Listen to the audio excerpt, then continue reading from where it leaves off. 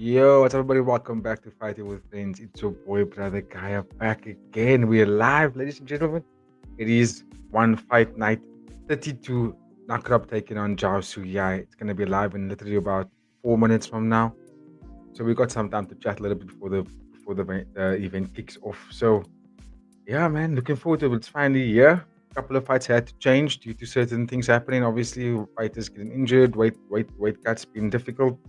The main event was supposed to be headlined by Alicia Helen Rodriguez versus Sher Cohen. Unfortunately, Sher Cohen got injured, so now we have a new main event in Nakrob taking on Jaosuayai, flyweight Muay Thai.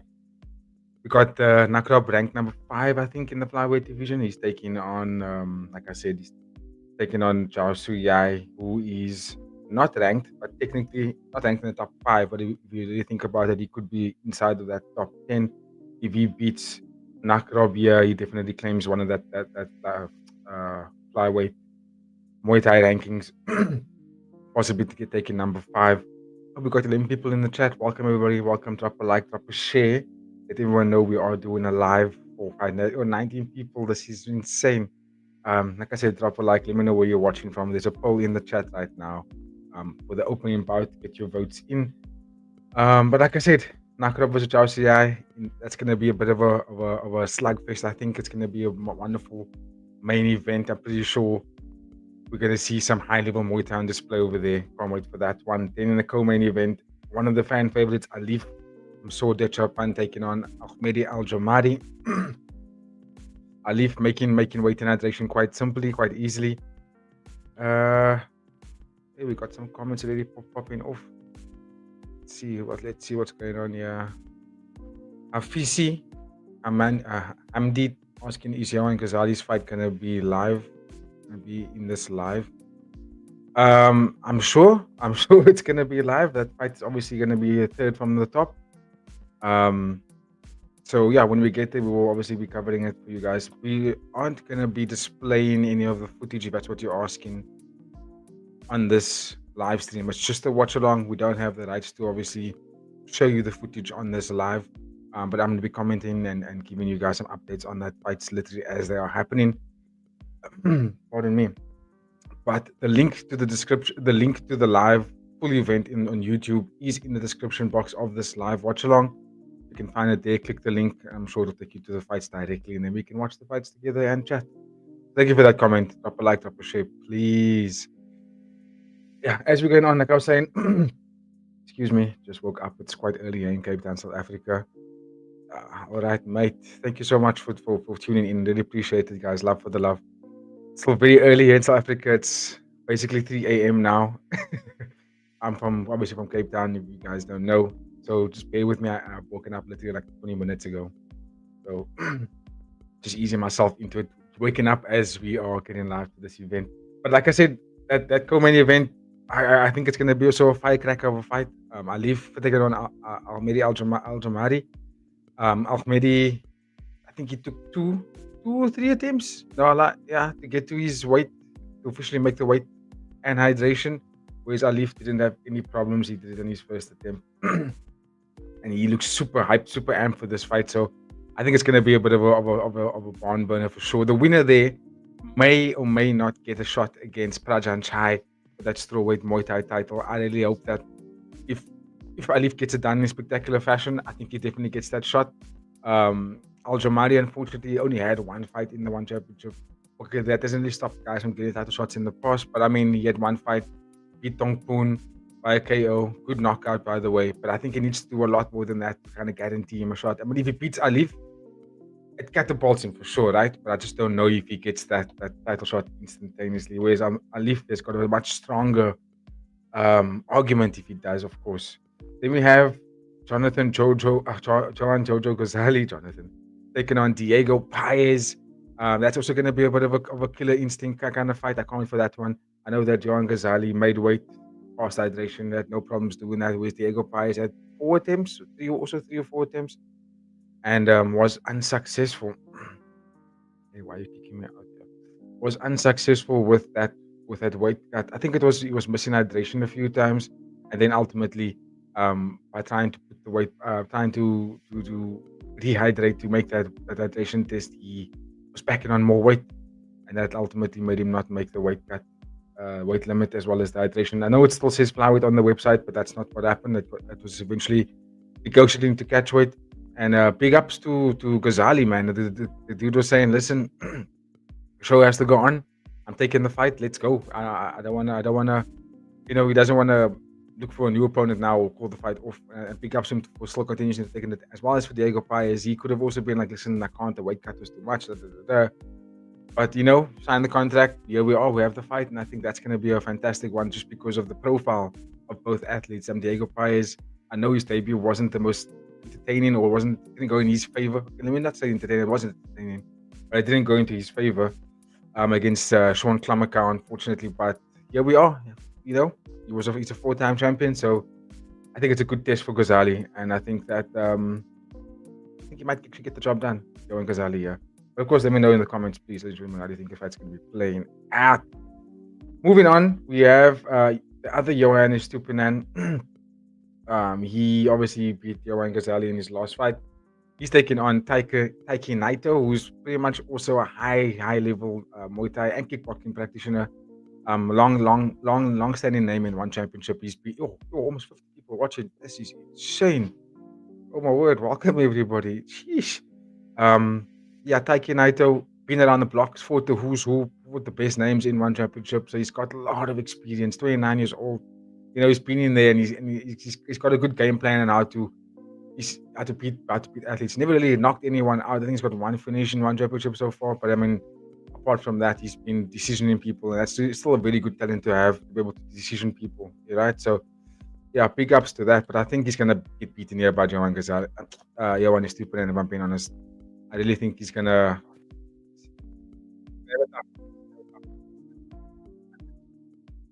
Then we're gonna move down to featherweight.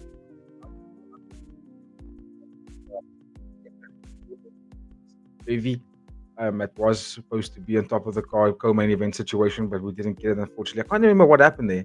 But if you know what happened, please let me know in the comments why that fight's not on the fight card anymore. I was looking forward to that one. But okay. On the fight card, we do have Ibrahim Tayouf taking on Magomed Akayev. I know, again, it says featherweight MMA, but it really isn't. This fight was also at catchweight. Both athletes did not make the weight and hydration limit. I know Ibrahim had like 4 attempts, Magomed had 2 attempts, and it was just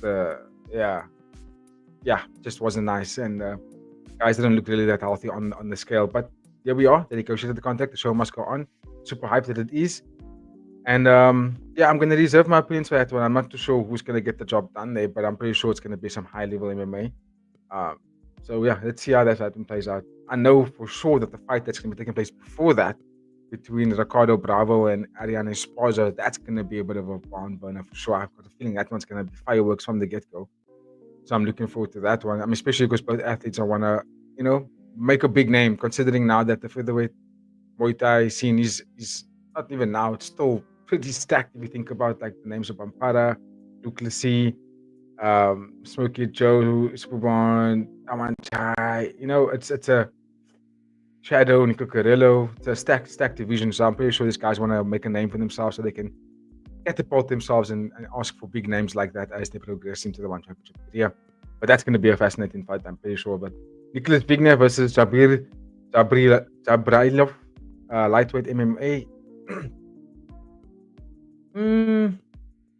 Jabir he didn't make weight hydration either, and he looked like he was having a tough time making that weight cut. So I'm not too sure. As in Nicholas Wigner, 35 years old, I don't know how to place my thoughts on it. His debut fight at one championship was against Pedro Tolo, and Pedro Tolo tapped him out. He was also fairly new to MMA, so it's like, what the hell, So I'm not sure. I did say in the preview that Jabir is going to win, and even though the weight cut was quite terrible, I think he's going to do that anyway. So let me know your thoughts, obviously, on that one. And then the opening bout, Tajir Kolilov taking on Liao Shu, catchweight Muay Thai. Another replacement fight on the fight card. That's going to be an opening bout. I think it's going to be entertaining as well. Quite exciting. So Tajir is never really in boring fights. So let me know your thoughts about that one. Who think's going to get the job done over there? The poll is up. Get your votes in. I've got mine in. Oh, pardon me. Okay, let's put some comments in the chat for everybody.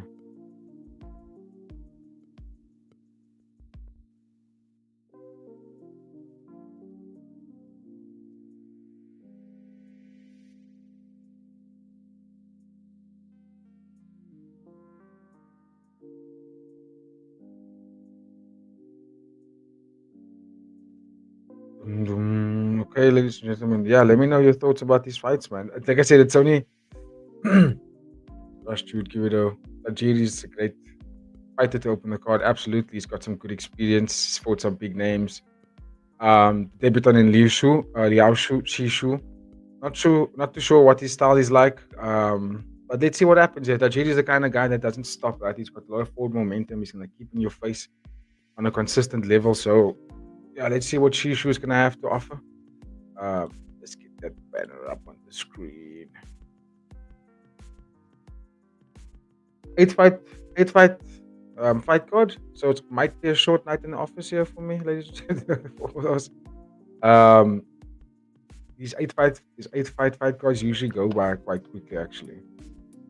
Especially when you got profile fighters that are quite renowned for their knockout capabilities.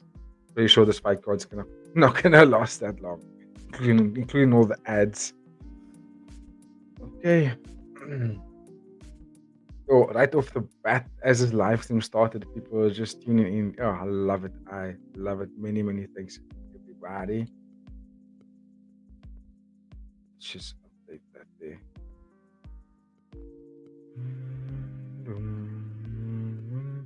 Good morning, good evening, good welcome, good afternoon. Let me know where you guys are tuning from.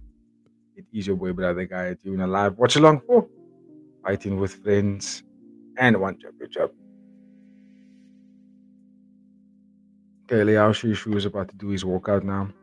Again, I don't have much to add to this bout. So I'm just going to be quite intrigued to see what the performances are going to look like in terms of Liao Shishu. This is his debut. Dude looks fired up. Let me just check this man's age because he looks fairly young.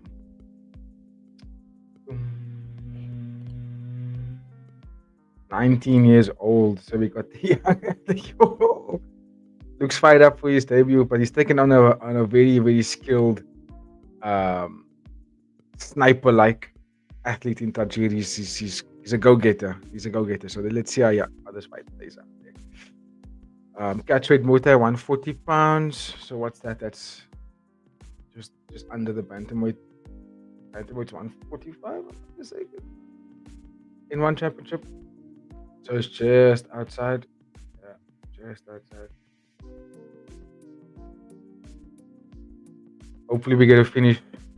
Most of the opening bouts on one championship cards almost always end in finishes. I mean, the Friday fights card that took place yesterday was just insane. Let me just quickly see. I remember there was like Silvio Vites took on Big Sukhumvit. Yeah, and that was amazing main event. But I mean, a bunch of other fights as well on that fight card was beautiful to watch. What's it? Isla Erika. She also had a fantastic performance. But I will do the recap to that event a bit later today. Once this live is finished, I'm gonna catch some Z's, go back to sleep, and then wake up, get some breakfast, and give you guys a fantastic recap of not only Friday fight squad, but as well as the fight night 32. It's a bit difficult to do the instant recaps just because there's hardly any images out to grab for thumbnails and so on. So kind of just wait it out, sleep on the events, and then do the recap a little bit later. Okay, let's get Tajir walking out. As always, ladies and gentlemen, many thanks for tuning in. Drop a like. Already got 4 likes on the stream. If we can get that up to 10, I'm thinking what I can do for you guys. It's always funny when you have 80 on because he's always like, BG's gonna give you guys a kata or some sorts. Maybe I'll do that when we do a fight companion rather than a fight watch along like this. We are planning to do a fight companion for Dricus du Plessis versus Hamza Chimaev fight. Obviously, being from South Africa, supporting Dricus du Plessis, I think it would be a good decision for us to do a fight companion. Obviously, in that case, we'll have everybody sitting together in the same room, bunch of cameras online, some mics, and then we'll go live. Have you guys tune into a nice fight companion, and hopefully we'll turn that into a subathon, just to increase that sub count.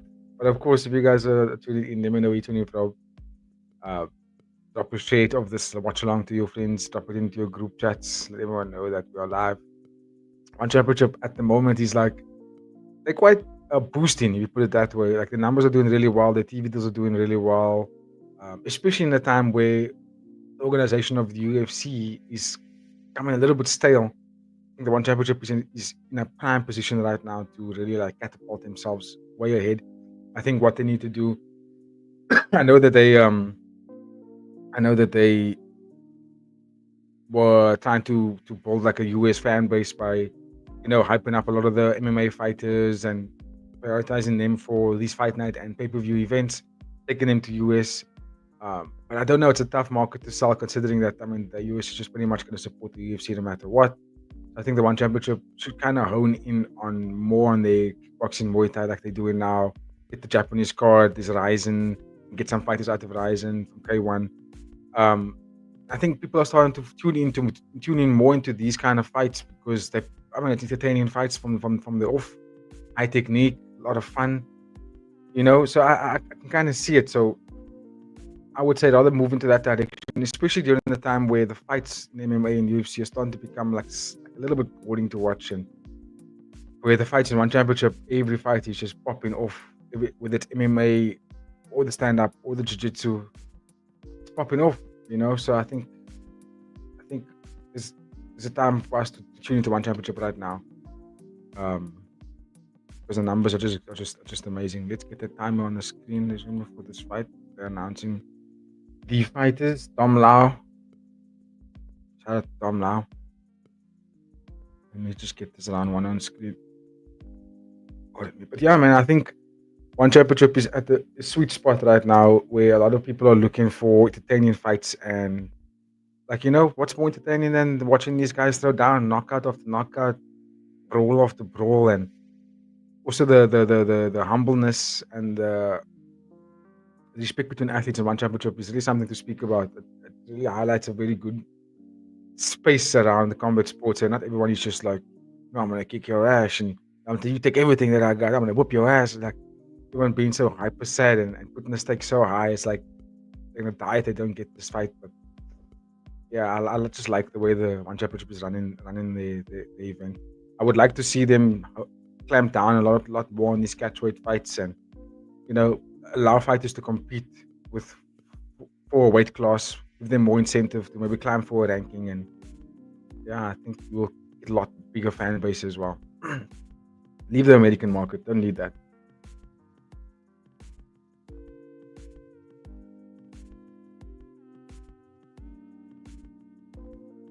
Let's go. But he looks fired up. Looks fired up. The police still up, ladies and gentlemen. So I'm gonna close it now.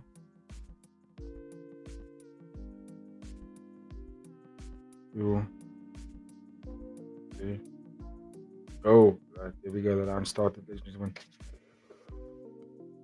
gentlemen. Yeah, Shishao is quite tall. You see, lengthy, much taller than Khalilov. He's working off the low kick immediately, throwing some high kicks in there. Very active, throwing out the jab quite consistently as well. So I think that's quite nice to watch. I didn't think that Jajiro was going to be this much shorter. That's quite significant, actually. Good deep from Liao. Oh, Liao looks nice and fast. But it's just a matter of once he gets cracked, what is he going to look like then? How does he come back from it? At the moment, I like his activity. He's keeping Tajir busy. Okay, Tajir with the low kicks, chopping up the front leg. Just a matter of time before he settles in, and there we go. Oof, oof, oof. Now they're going at each other. Tajir threw a hard left hook into a hard low kick, backed up Liao nicely. They're both kind of battling for that low kick. See who's establishing their range. Interesting, none of them have checked the low kicks yet.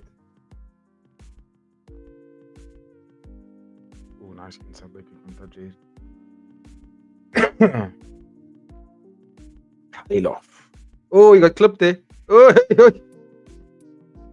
Shouldn't be so loud. Tyler's sleeping and she's sleeping. Oh, stepping knee into left from Liao. Nah, Liao looks good. Oh, double uppercut. He's definitely fighting. He's utilizing his reach in a way that's really making Tajiri struggle. I can see that for sure. I think what Tajiri needs to do here is establish more tips. He hasn't tipped once.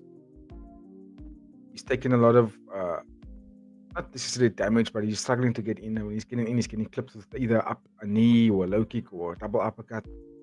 Liao is what he's doing really well is that he's not giving one pattern. He's changing up his pattern every time.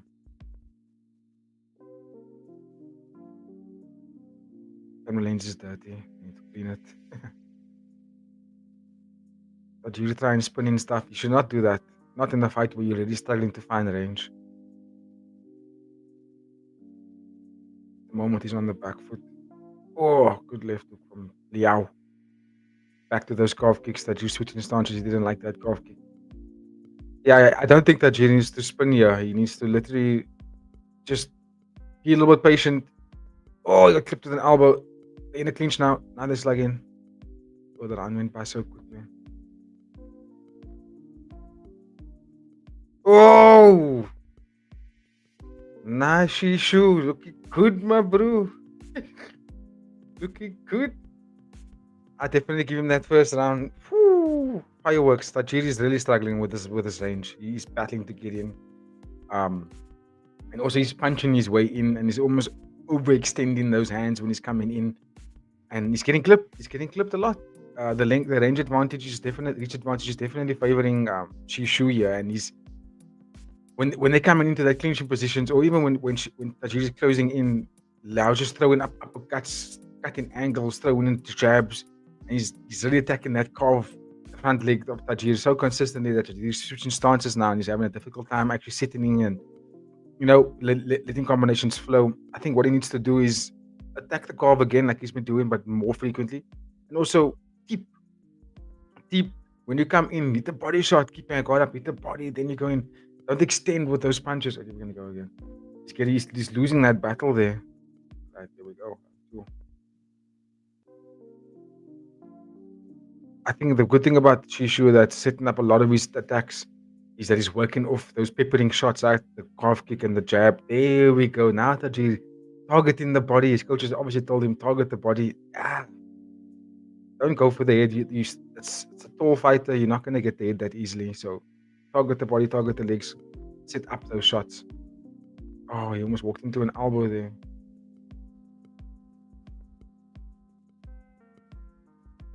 Good body kick from Tajir. Oh, but he's really struggling with this range. And also Shishu is not he's not a sitting target, man. He's moving. And I like that. I like how consistently he's moving on his bike.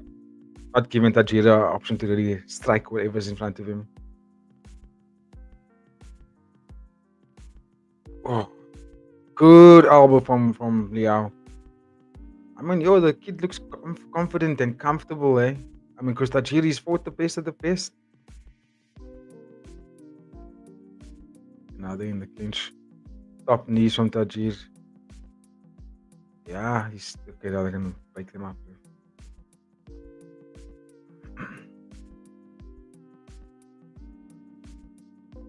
Excuse me.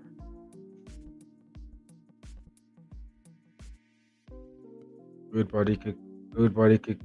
All right, definitely a change in strategy now from Kadilov. Oh, body shot. Oh, from Shishu. I like what I see so far from Shishu. I'm not gonna lie. I'm really enjoying it so far. Oh, good elbow exchanges in the clinch.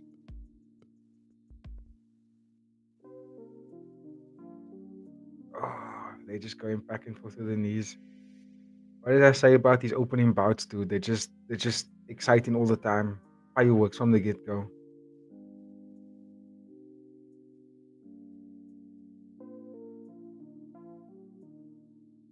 Oh, Shishu's looking like he's starting to slow down. Just ever so slightly.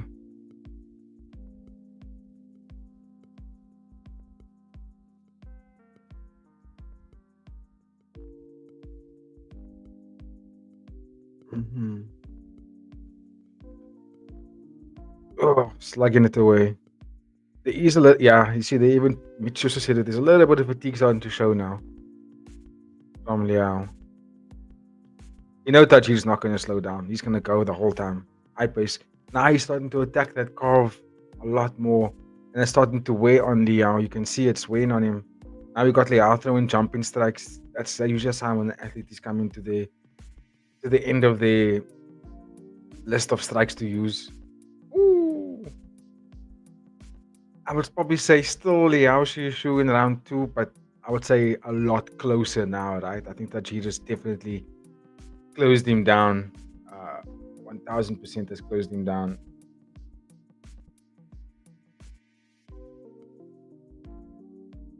Has definitely closed that gap for sure. He started landing a lot more elbows, a lot more low kicks, slowing down Liao Shu. And Tajir looks like he's picking up the pace a little bit more. But I still think there was a lot more. Not a lot more, but I still think significantly there was more strikes landed by Liao Shu. Okay, round 3 is about to start, ladies and gentlemen.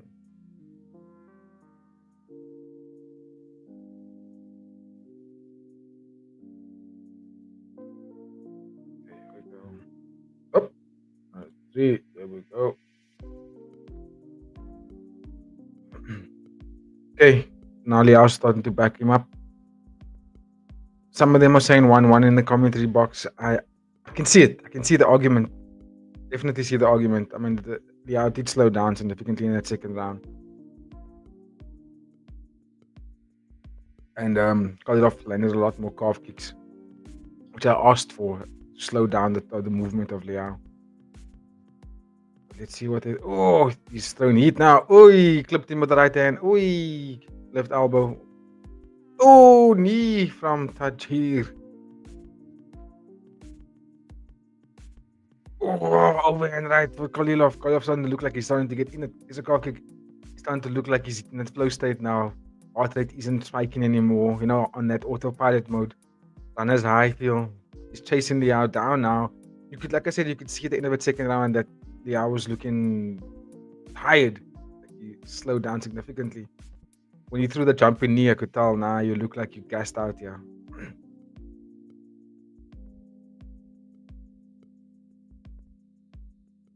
They're saying Tagir. I guess Tagir. Ooh, over an elbow from Tajir. Attacking the calves again. Getting Liao to switch a little bit. Now you see this line, I would say Kalilov. He's got a lot more activity. He's landing more frequently. He's also not wearing. What's his name? Liao's wearing the damage. You can see it now on his face. Oh, he's spinning back off from Tajir. He's looking like he's schooling now. Oh, another right elbow.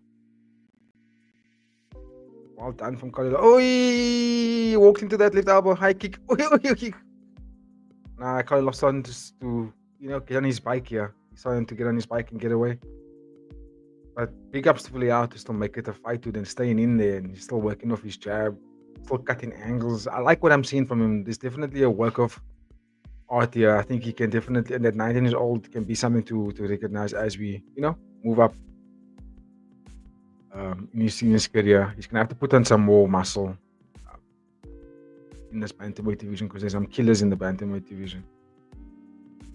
Oi, oi, oi. That is.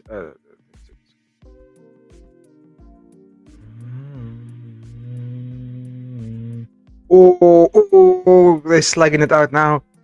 Oh, now they're slugging. Last seconds to go. They're gonna slug it out here.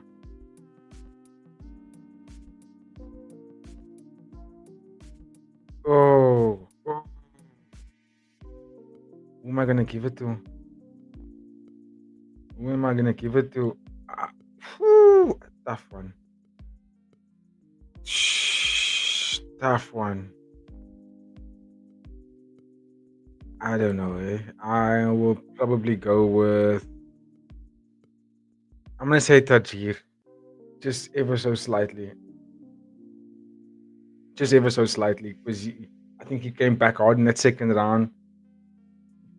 possibly made it even after round 2, 1-1, and then in the third round, I think he definitely won the third round. He was more activity, landed the harder elbows, landed the harder low kicks. Looked to be more conditioned between the two guys, and was able to what you call it? I think with the activity, take the fight in his favor for sure. But I could be completely wrong. Let me know in the comments, please. Who do you think's gonna take it here while they gather the judges?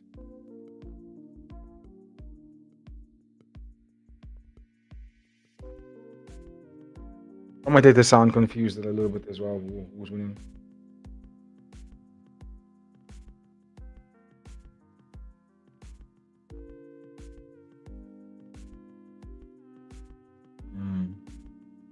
Unanimous.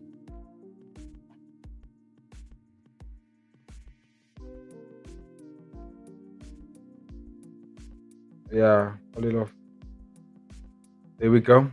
Like I said, the activity was there, but wonderful debut for Liao Shishu. I like that. I definitely like that.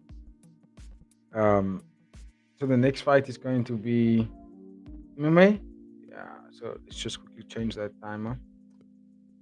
I definitely like what I see from Liao. Impressive performance. It looks good. Definitely something to witness for the future. It's just he came up against someone that has a little bit more activity than him.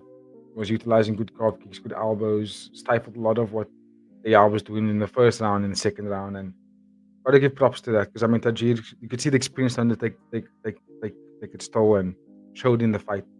But okay, let's go to the next one. Polish up in the chat, ladies and gentlemen. Nicholas Wigner, like I said, he only has one fight, one championship so far. One of it came a debut game against Pedro Tolo, and he lost by a submission in the first round. Jabir, gigantic lightweight.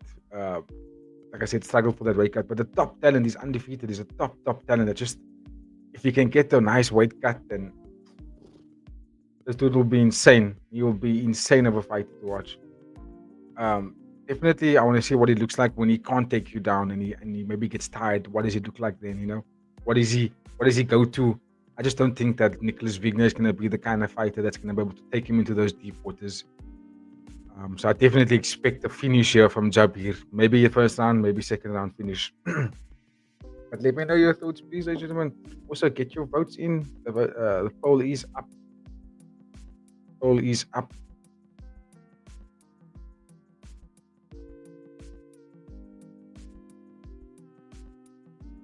Boom. 15 people. What's up? Let me know where you're watching from. Also, give me your picks for some of the. Give me your picks for the fights on this fight card. And also, who you most looking out for? I know that Hafisi, I hope I'm saying it correctly, is looking forward to Johan Ghazali. I'm assuming that you are from Malaysia. Let me know where you're tuning in from, where you're watching it from. I'm sure the Malaysian fans can't wait to see the fight of Jojo as well as Alif. I'm looking forward to Alif, dude. I'm high on this Lighty. Keep saying Lighty. I'm high on this fighter. He's from the get-go. I was really entertained by his vibe, by the way he fights, by the amount of composure that he shows at 21 years old and skill set. I'm like, oh, there's something to witness in him there, and I think he's gonna be a future champ for sure.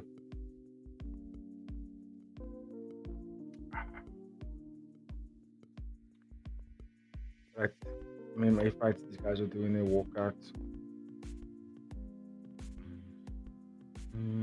12 people currently viewing.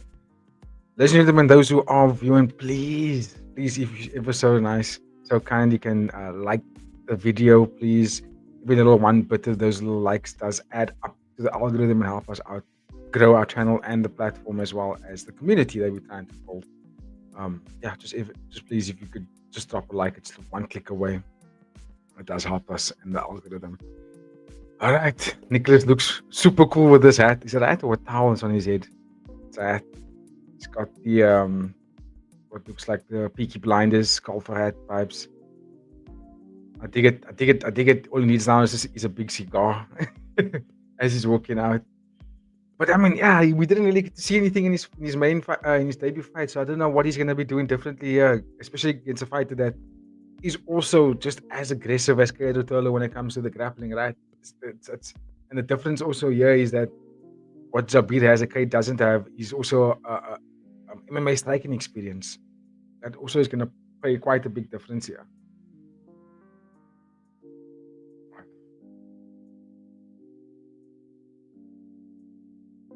Kate, Rui Tolo.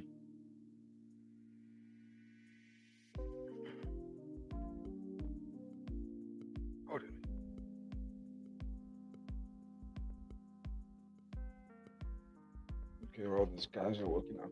Just get myself a second cup of black Java. So what we do, ladies and gentlemen, we try to obviously get to our monetization. Once we do so, I think by the end of this weekend we'll probably be monetized because of the hours that we get from all our footage that will be released this weekend. Thanks to all of you. At which point we are working on a online store. We're probably going to use Squarespace or Square, and then at which point we will then start selling Black Java coffee, which is created by the one and only Brother Jedi, who you've seen on our platform as well.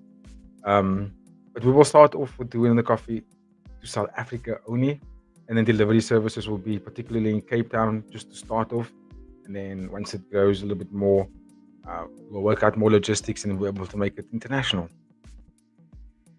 Black Java is a very important coffee that keeps me going during the times of doing the live at 2, 3 a.m. in the morning. Let's get that time on the screen.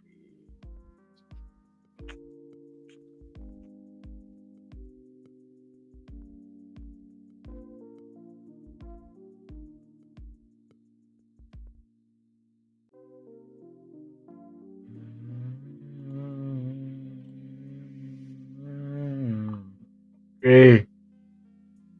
You're again flying through these fights.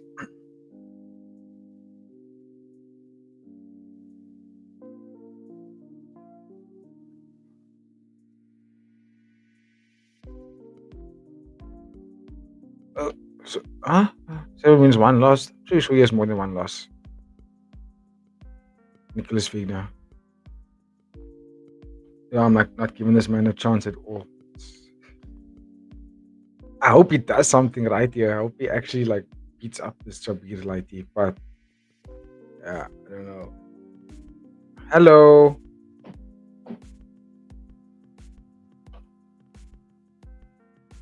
Hello, how are you?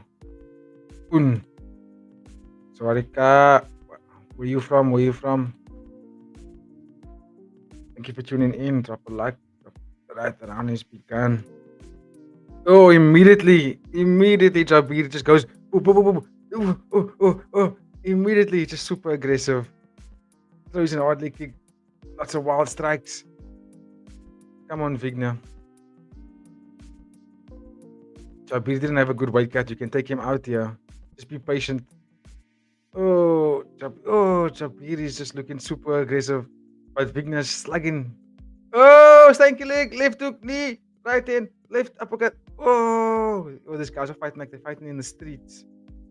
Slow down, gentlemen. Sheesh.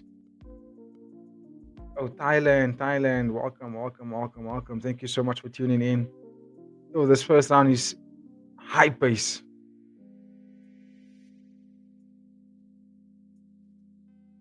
Nicholas is landing on him. This fight's probably going to end here in the first round. The pace that they're going at. There, Jabir got a takedown. They're now in guard.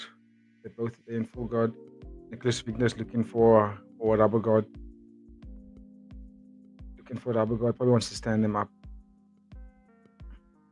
Yo, this is a tornado of a start. Oof, I don't know. I don't think I can understand that. But thank you for tuning in, eh? Like and share, please. Give us your thoughts. You're probably at the stadium. Oh, Nicholas is going out. Oh, he landed. They are slugging. He got dropped. Oh, Jabir dropped him. Raining down. Oh, the blood is gushing. Oh, fight's over. fight is over. What did I say? What did I say? Oh, yay. It ended in the first round. Said it in the preview. Said it in the when I did the weight and hydration reaction. Yeah, kind of saw it coming here again. That's the kind of fighter that Jabir is. He just goes in there and makes it. I don't like the style because I can see that when he doesn't get the knockout or the finish in the first round, he looks like he gets super tired with that kind of whirlwind tornado aggressive kind of start. And someone with a little bit more experience will be privy to that and will count him and then beat him up, But for now, well done. Well done with getting all your stoppages and whatnot and not what and being so aggressive and putting on a fantastic performance in the first round. It's exciting and entertaining to watch, but I do think that a more high level MMA fighter won't let him dance like this. I'll tell you that now. Okay, let's go back to the 3-minute timer so long because I think the next fight's gonna be a Muay Thai bout. Yeah.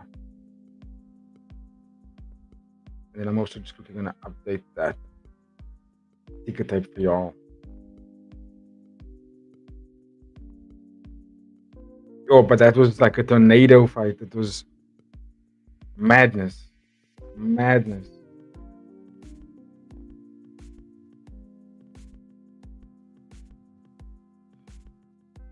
Oh. Poor Lucas Nicholas Vigna. I think he needs to hang up the gloves. Let me know what you guys think. But I think at 35 years old, he's gonna have to chill.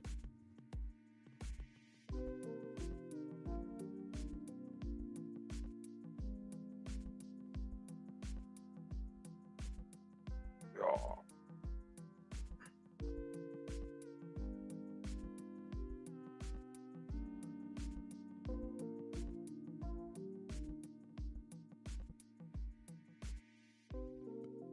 Jabir doing what he does,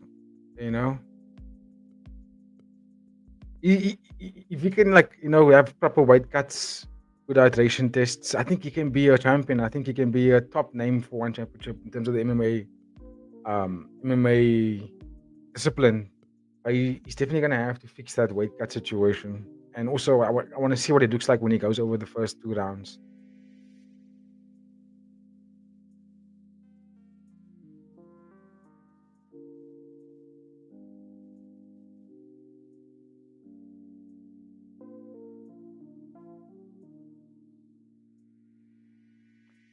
Yeah, I'm still gonna.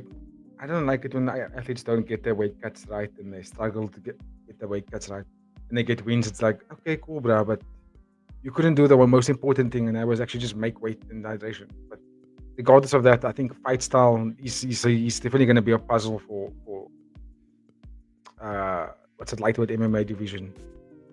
Up next, we have Bravo. Just give me 1 second, please, ladies and gentlemen. I need to obviously just put some milk in my coffee. I'll be back right now.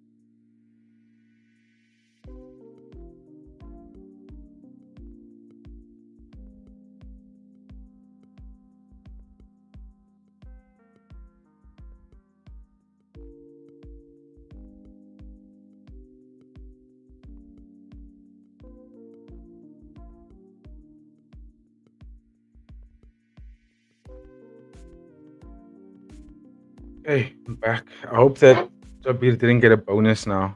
Maybe looks get the bonuses off into, but it'd be weird if he did. He didn't make weight. Uh, yeah, I think this next one's gonna be super, super explosive.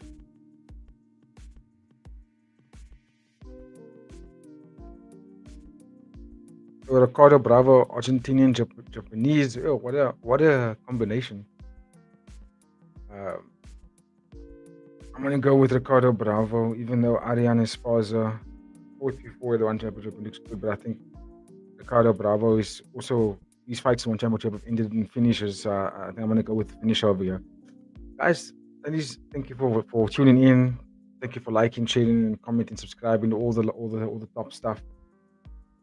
I haven't even checked to see how many subs we've been getting, but shout out to all of you guys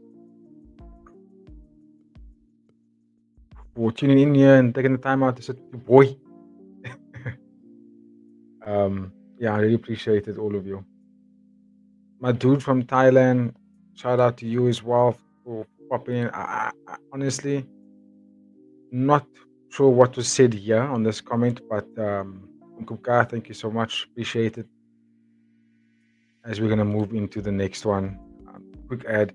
I really do enjoy this about the one championship. I'm sure it looks different on Prime Video and maybe on different TV networks when they, or maybe it doesn't. But on YouTube, the ads are like so quick, and they don't like show ads of Arby's and KFC and all those other food networks and what. They just show their fighters. These are the guys you can look forward to. Bang, next fight, let's go. I always find that quite cool and fascinating that they do that. So yeah, because then you kind of stay in on just one championship news, and then the ads are also so short.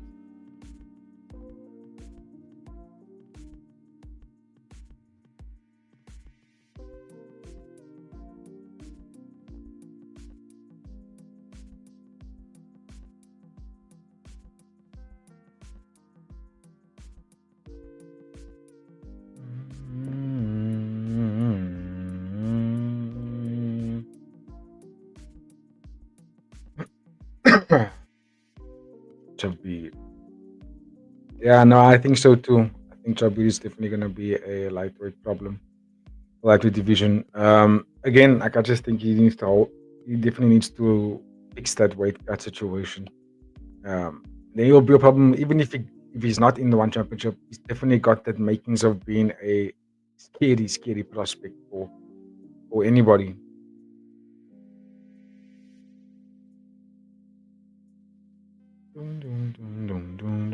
Ricardo Bravo, featherweight MMA. Power puncher from Ricardo. Esparza is a little bit short for the featherweight division.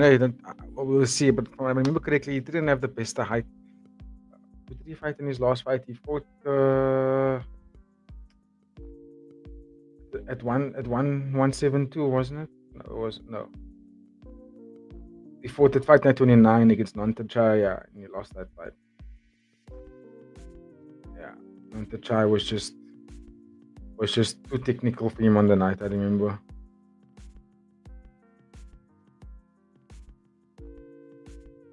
Fighting out of the southpaw.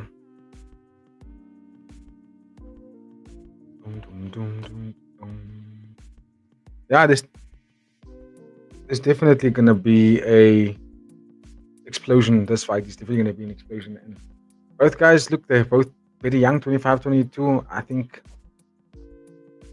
there's future contenders here for sure.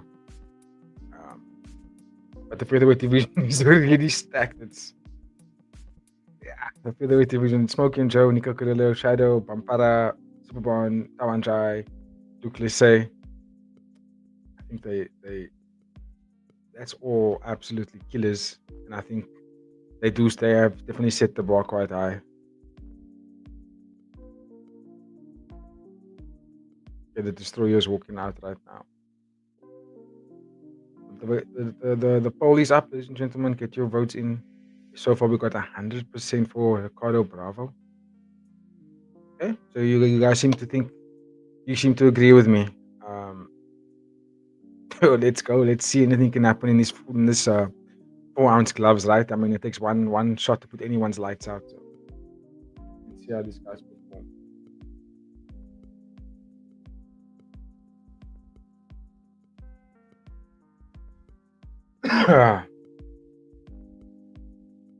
With the people that are tuned in, drop a like. Also, let me know in the comments who do you think is going to win this next match, and how as well. More important is how they're going to win the next match. I'd love to get your thoughts for the people that are tuning in. Let me know. Let me know. Hey, Esparza looks like he's hugging his mother here. Nice, man. Is Prajancha in the Prajancha is in the stadium, in the arena, in the stadium? I mean, they just sitting there. Prajancha. He's probably coming to come check out the co-main event because I think there's a very high shout that his future opponent in the near future is going to be Alif for the Japan if he wins here.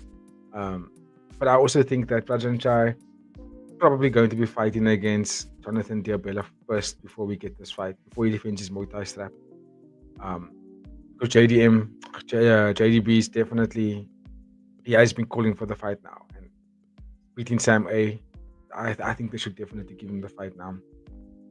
Especially because Prajanchai is 31 years old. You don't want to have him withering away here. You want to have him compete as frequently as possible at this age because this is when athletes are in their prime. So I think I want to see Prajanchai fight a lot more than what we actually see in him.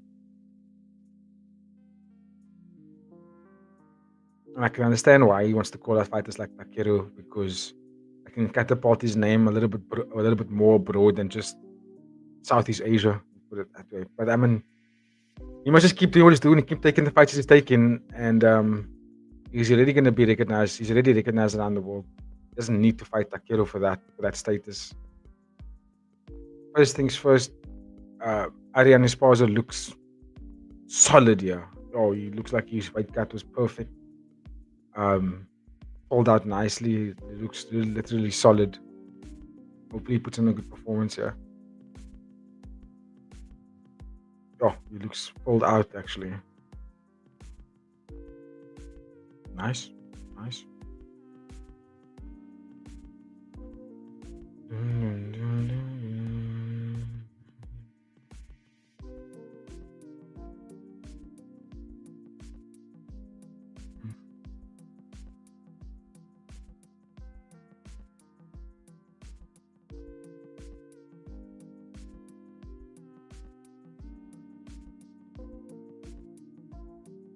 Bravo's probably got the elite advantage here, elite advantage in this fight. So let's see if he's able to utilize that reach. One thing I like about going back to Alif, I just think he's a really fascinating fighter. But the cool thing about Alif is that he's a good example. If you want to watch tape on how a fighter utilizes their range, he's phenomenal at it, and I think that's what we're gonna see. And I hope that we get to see that coming from Ricardo in this fight. Yeah, he's utilizing that reach advantage. He's gonna have to, because Esparza is gonna be quite active. And one thing I like about Esparza as well is that he attacks the body and then the head, and he utilizes, he attacks all the ranges, which is nice, all the different targets. It's usually the deadly fighter that does that because then they set up their strikes in a nice way and not just head hunting. 10-4.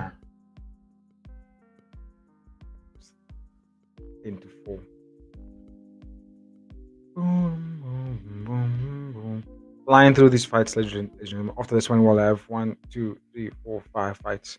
And we're not even an hour into the stream yet. Yo, when do you see a live stream go so quickly?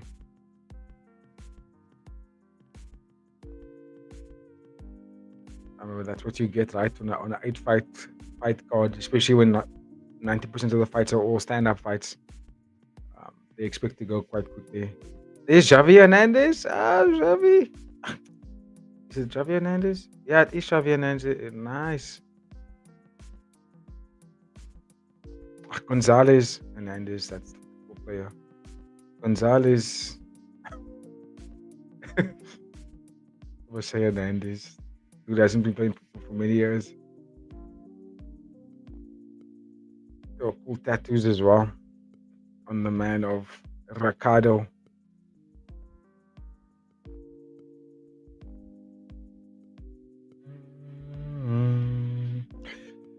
13 people. What's up? Drop a like, drop a share, let people know that he's popping off here. But also, yeah, just let me know your thoughts about this next matchup.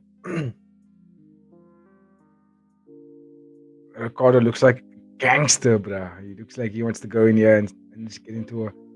I mean, his tattoos speak volumes about that, about probably the vibe he's giving off. It looks like he's willing to die in there. Looking super confident.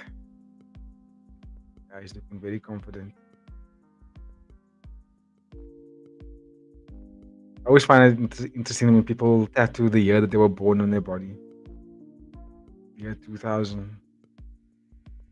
And is my born year 2000? Yeah. All right, Dom Lau, take us away. While I bring up the timer here.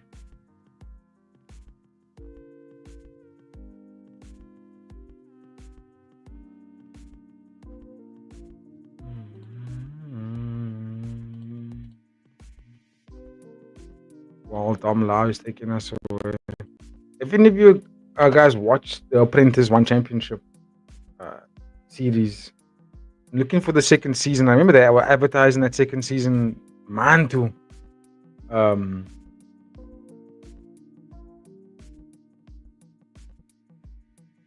They were advertising that second season, and I can't find it anywhere. Did they stop filming it? They're not going to release the show anymore? Is it only released in Southeast Asia? What's the buzz, man? Basically, what's the buzz? Where can you boy watch it? I really enjoyed that first season. I have to watch it again.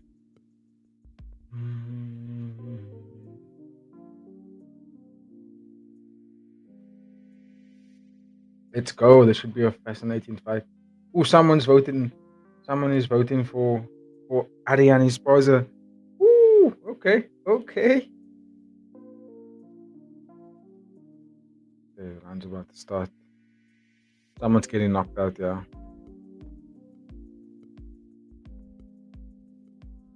They almost didn't touch.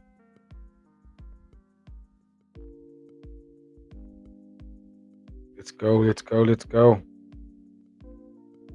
Oh no. There we go. Time started. So immediately Esparza is taking up the center, walking down. Bravo. Southpaw versus Orthodox. Power shots are open here. At the moment. Oh, good body kick from Bravo. Ooh. Esparza dropping back. I don't like the way he's throwing that jab out from Esparza. I'm not a fan of it. He's ducking a lot to his left when he throws that. When he throws his right hand. I don't like that.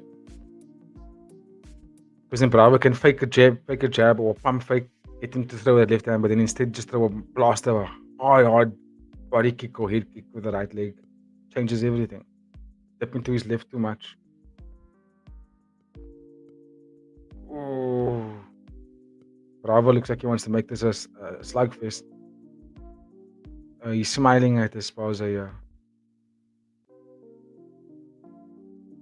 Esparza looks very relaxed though. But I just don't like the way he's stepping to the left. There he took a jab. He took another. Oh, he's taking jabs here from Bravo. I don't like. Oh! They're starting to slug. Bravo's working from his jab. Oh, he got clipped there with the left hook. Esparza fighting. There's a hard body kick from Bravo.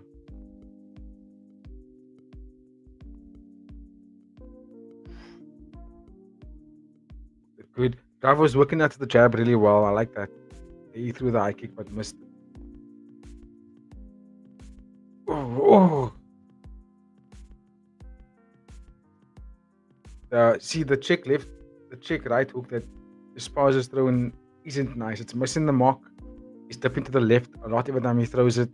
And so far, Bravo hasn't read it yet. At the moment, Bravo hasn't blasted a kick up to the right side of Esparza for that dip. Oh!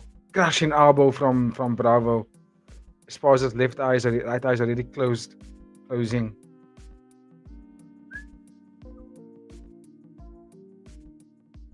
Yeah, he's busted up already. But I like what I'm seeing from Esparza. He's fighting back. Ooh, left hook from Bravo.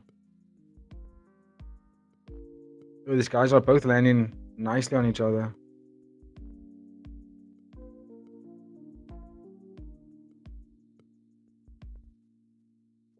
Okay, round one's about to end.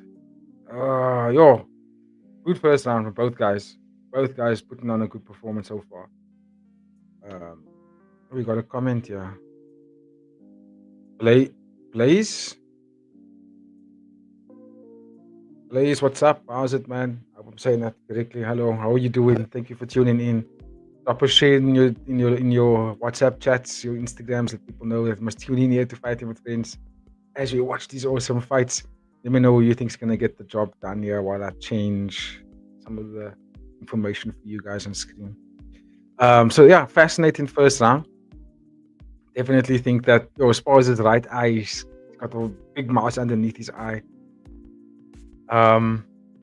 Bravo's fighting really well. He's fighting off that jab, really establishing the range with that jab. Throwing, I want to see him throw a right roundhouse, even if it goes to the body and to the head, because Esparza's dip into his. Oh shit! The round started. Oh, a couple of seconds behind now. It's fine. But he's touching him up. He's throwing some good left straights, left hooks that's landing on Bravo as well. I like that. It's a competitive fight. No one's really like in control just yet. They're both jostling for that control at the moment. Oh, my time is.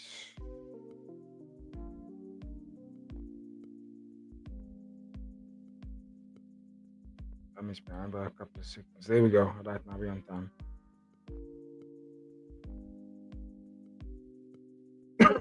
Oh! Esparza is aggressive. He's taking on the front foot now. Oh yeah, given a score to that first round, I'd probably go Bravo. But at the moment, I'm going to say Esparza's winning the second round. He's the cleaner striker. But now look. Oh, he landed a good left hook. Good counter. Oh, he's got Bravo looking a bit wobbled on the stanky leg. He's a little bit more cleaner with his strikes, I must say. I like it because Bravo's a little bit more reckless. But Esparza's got him backed up. Oh, I missed. They're both trying to strike. Oh, they're both throwing the exact same moves, and it's just ever so slightly missing elbows. At the moment, Esparza's got Bravo backed up. Even though he's missing everything, but the pressure is definitely on Esparza's favor here. They're literally going for the same move, the spinning back elbow. But both of them are missing it every time they throw it. I think they should abandon that move at the moment. Oh! Esparza looking good in the second round. I like what I'm seeing. Bravo not looking very good at the moment. The information on his face is not looking good. I don't like it. I don't like what he's showing us. Oh, good stepping knee.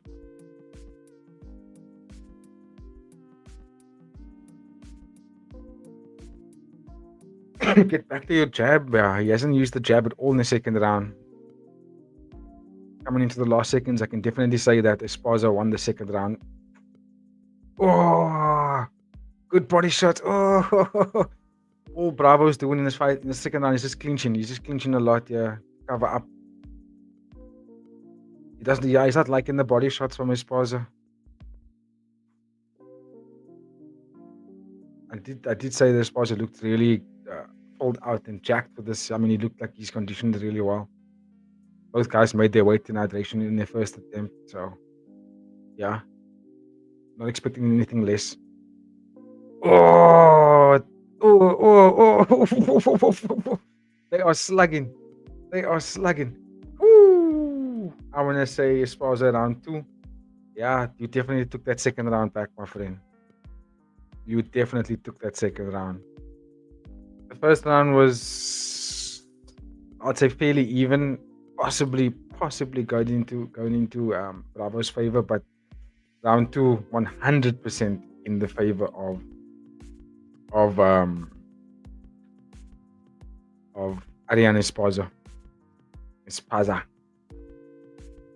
Saying it like a anglicized accent. Esparza. Yeah, that was a fun fight. I mean, a lot of what was different was Ricardo Bravo didn't utilize the jab that he was in the first round, and the calf kicks. Whereas Esparza was definitely doing a lot more. He upped the volume of those body strikes. Definitely upped the volume of those body strikes, and I think that was getting him the win. Right, round 3.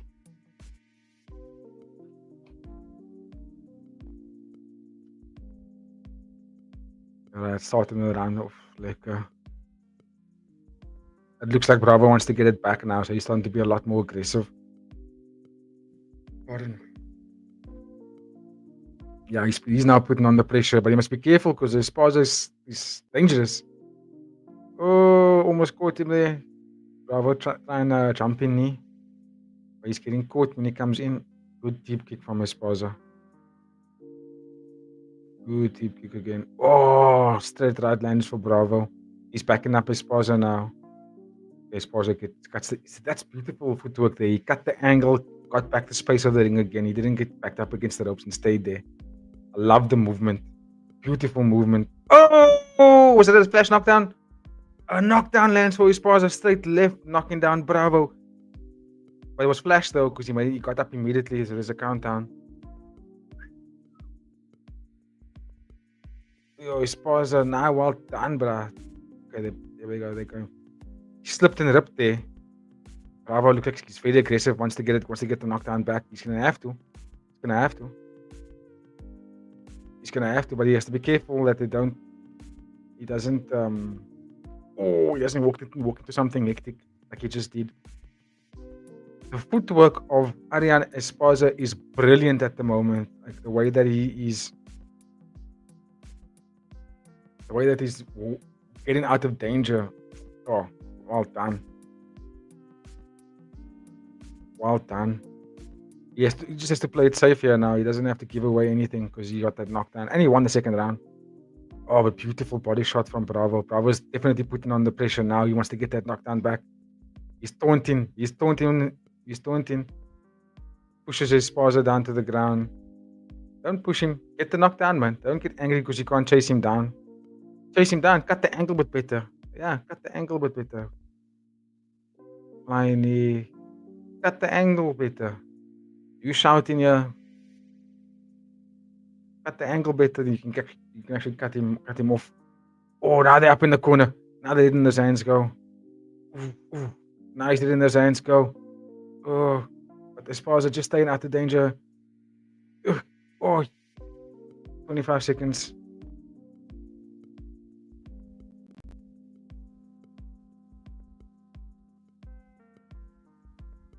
Ooh, good body kick. That hurt him. That hurt Esparza. Oh, I think a little too late for Bravo. Yeah. I think that we're gonna go to the judges' scorecards for sure.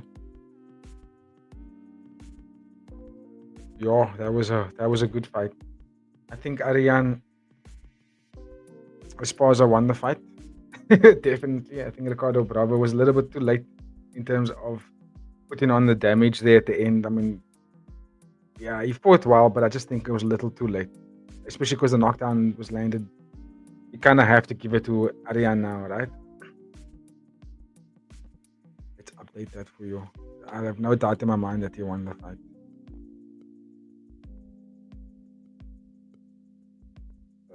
Defeated.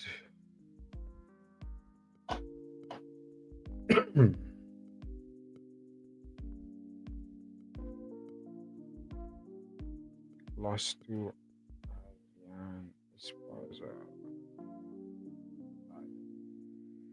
Unanimous decision. Yeah, that knockdown gave it to him.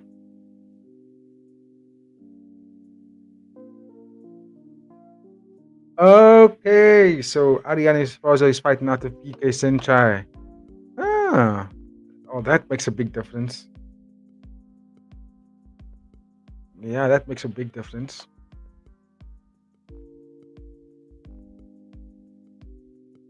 I'll be very surprised if they give it to Bravo.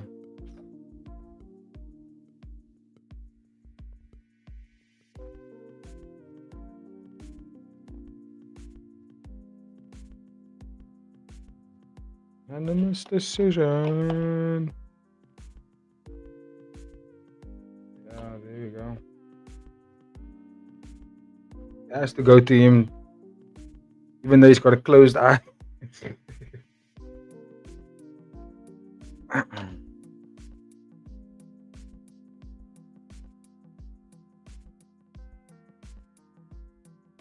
Yeah, massive win for Esparza. Oh, well done, kid. That was a good fight. Good fight. Oh, good performance. I mean, I definitely like the way he looks. He's pulled out nicely. He looks healthy. Looks very healthy. Let's change. MMA. Nakrob.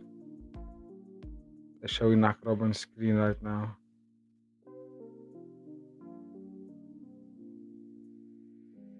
I've got the feeling that Jaosuayai is going to take him. Of course, let me know your thoughts, please, in the comments. But I think Jaosuayai is going to take him. Yeah.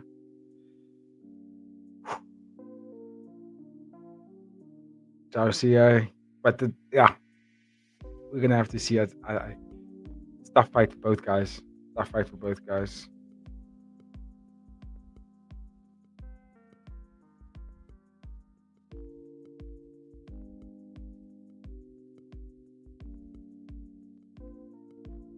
Jaosuayai.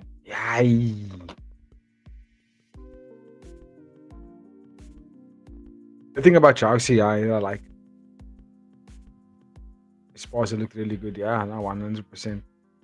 The thing I like about Jaosuayai is that he doesn't fight traditional Muay Thai, even though he that's his style. That's where he trains out of. He's training out of Thailand. He's got the traditional style. But if you watch his movement, how he throws his punches and how he utilizes his footwork, it's almost kickbox-ish style. It's in and out movement, side to side.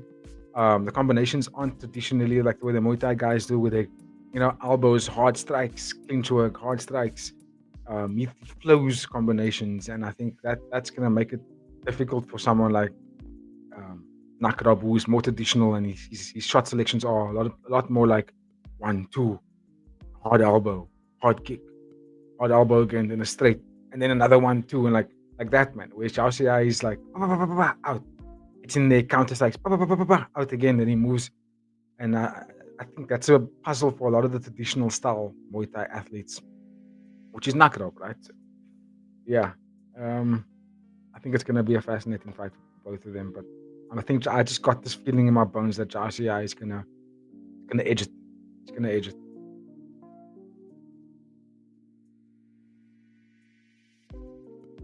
And lately,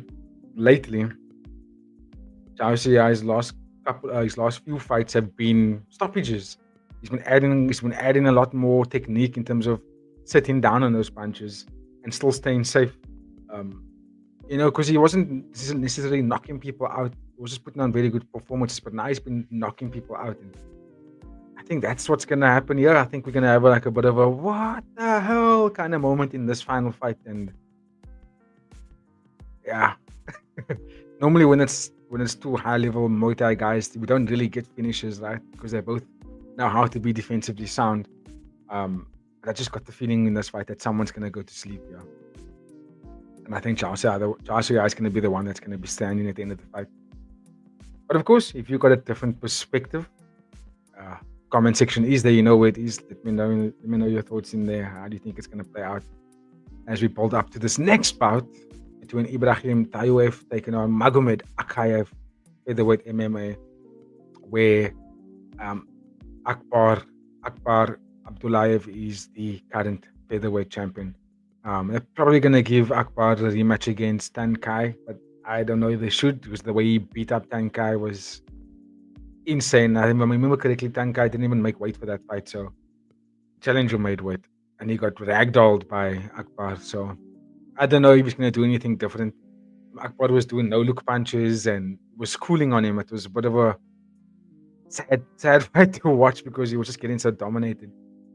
Of course, Tankai is a long-standing champion, so he might get that immediate rematch. But I just don't know. I don't know if it's going to be anything different. Speaking about that fight, because this next fight that's going to be taking place is in the same division. Even though this fight's going to be at catchweight. Let me just get myself a butter biscuit here. Vegan butter biscuit that I made yesterday. Wait for the fights to take place. Drop me a message on Instagram there in the DM if you want to get the recipe to my awesome butter biscuits.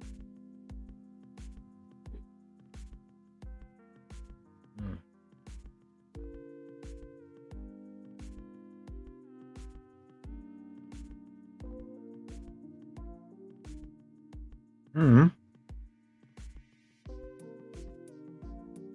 1st of August is going to be a big card. Shadow versus Yunus Rabah. That's going to be a mad fight. I think the main event is Regan Ursel versus George Jarvis. That's going to be sick.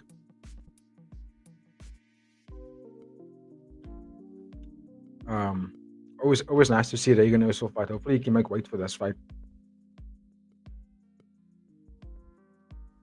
Just a question out there for everybody that is tuning in. Who do you think would win in the fight between Jonathan Agadi and Yuki Yoza? That is likely going to be a fight in the near future. If Yuki Yoza continues to do what he does, call out big names and actually win those fights, I can kind of see him getting Jonathan Agadi very, very soon. Even though I think Agadi's next fight's probably going to be in Abil. But if Jonathan Agadi does take on Yuki Yoza, who do you think gets the job done? Let me know. I think it'll be a fascinating fight. I do think that the handwork of Jonathan Agadi is slightly better than Yuki Yoza's. Yuki Yoza, his handwork is good, but he doesn't need to utilize it as like his primary weapon. His primary weapons is obviously his kicks that then sets up his handwork. So it's a matter of with Agadi for able to navigate defensively against those calf kicks, because I don't think it's difficult to defend against those calf kicks and the deep kicks as well. But I do think that Jonathan Agadi has got very good handwork. Look, if there's a way to beat Agadi with what's this? Oh, it's just the news that they're talking about. I just mentioned. Agadi has been stopped in the past, via body shots by Rotang. He's also been dropped by Lobo.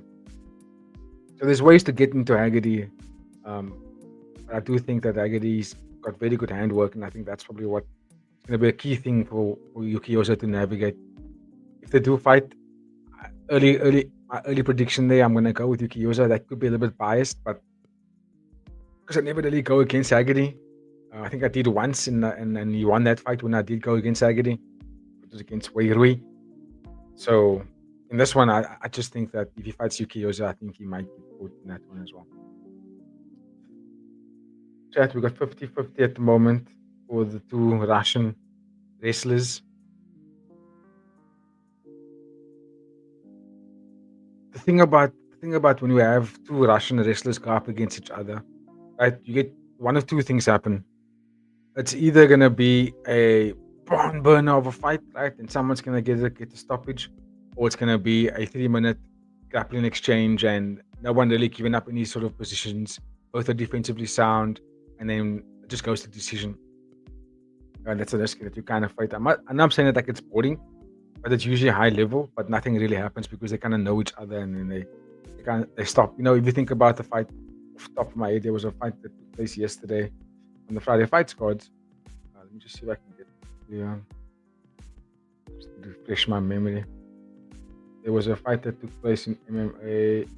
Yeah, Zokar Askiev took on Imran Satiev, and that fight just ended up these guys just going back and forth in the wrestling exchanges, and no one really pulling away from each other. So we stand the risk of the same thing happening, yeah. And also, especially because Ibrahim had both guys had such a terrible weight cut. It's like, fighters don't really perform that well when the weight cut is not the greatest. And the way Ibrahim looked on the scale was like, oh, he looked like he had a difficult time making that weight. So let's see. Akayev as well also didn't look super healthy, but they made a catch weight, and now here we are. They rested well, and we get to see a good performance from these athletes.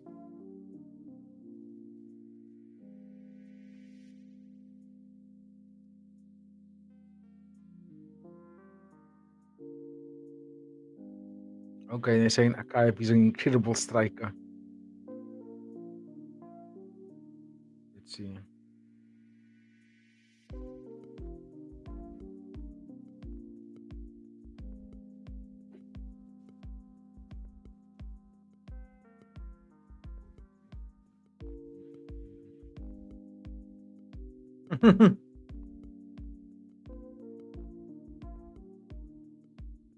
Excuse me, I'm just eating a biscuit. Hua Xing Nuang. Hua Xing. Hua. How Xing Nuang. Can't say that name very well. But thank you for here. Thank you for commenting. Thank you for. I'm sure you've liked and subscribed as well. Big ups to you. Shouting out from Thailand. Well, it's on the cards for next year. Myself and the rest of the Fighting with Friends team are trying to work our way to visit Thailand in 2026 and potentially watch a fight card live. And if we do make that a reality, we will definitely be documenting it and it'll be on our YouTube page. But all of it will be possible thanks to everyone out there that has been tuning in to Fight with Friends and supporting our channel. The more that you guys out there like, share, and subscribe our channel, the better it is for the algorithm. We grow and we make our dreams possible of making this podcast thing very successful, and more importantly, actually visiting Thailand to go watch some fights. I've been in Thailand before. I think it was 2020. I'll lie. I was in Thailand in 2017. But I was just there for 1 week, just on holiday. Really didn't really get to go and watch any of the fights. But when I go back to Thailand, I want to go back for a longer time, but also to go watch some of these fights, man. That's really what I want to go and check out. Especially a one championship event. I know that the Thai Fight League pops off really well. The Rajamdana Stadium, it has some very good fights as well. I mean, Narakashi Nari was champion there for a long time. But now he's in one championship. And from where I'm sitting in South Africa, one championship is growing at a rapid rate. And it's definitely luring me into when I come back to Thailand. So let's go for that 2016.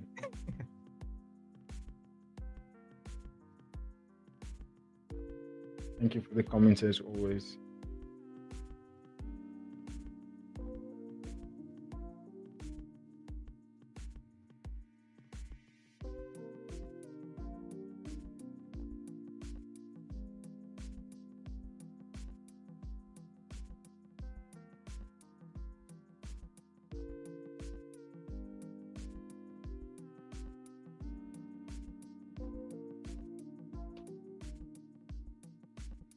Yeah, we lost a whole bunch of viewers all at one go because I'm being too quiet.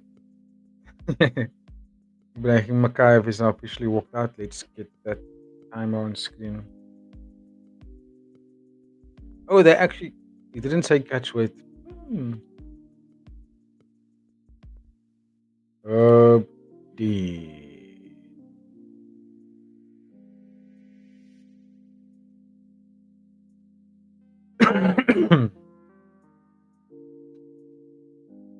I'm hoping for a stoppage here. I'm hoping someone it's finished, but something just tells me that these guys are they're gonna cancel each other out, and we're gonna go to a 3-round decision. But if it doesn't happen, I'll be super stoked.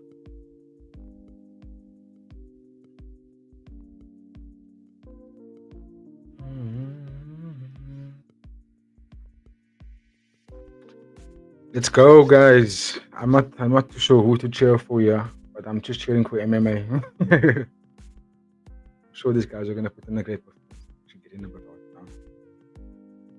When they were storming outside, it is winter in South Africa right now.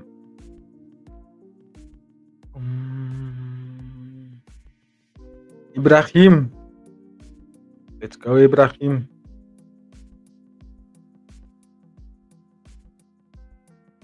Okay, round one's about to start. Those who are tuning in, drop a like, drop a share. There are 8 people. Let me know. I know you guys are more tuned in for the fights that's going to take place later. All right, here we go. Round 1 underway. Immediately, the stances are very different from the two guys. Akayev has got this high guard, standing up very tall. But Ibrahim is definitely curving his back. It looks like he's willing to introduce, not only is the striking but grappling. Akayev looks more of a striker. That we've. That's how you say it. Oh, good 1-2 from Daev. Immediately, I like what I'm seeing. There was the MMA bout that took place earlier. It was like super aggressive from the get-go, going balls to the wall. What I'm liking here is that these guys are looking to be a bit more strategic with what they have. I'm liking that. More selective with their shots and what they want to do. They're up in the clinch right now, battling for position. Both there's one underhook, both for Akayev and Daev. Looks like Akayev doesn't really actually want to be in this position. He should be breaking away from it. There we go, getting his wrist free. Still in the clinch. And some shoulder strikes. It looks like Akayev doesn't really want to be involved in these grappling exchanges. Oh, left hook. It rocked a little bit of Daev there. That left hook rocked him. Ooh, both left hooked each other. Yeah, Ibrahim definitely wants to be the one that wrestles here. He wants to utilize the full array of martial arts, which I like, but he didn't like that left hook that landed on him. He didn't take it very well. Great defense from Akayev. Great defense. Well done. Oof. Great defense from Akayev. Yo, that was brilliant. Because that was a deep double leg, and he wizarded it nicely out of there.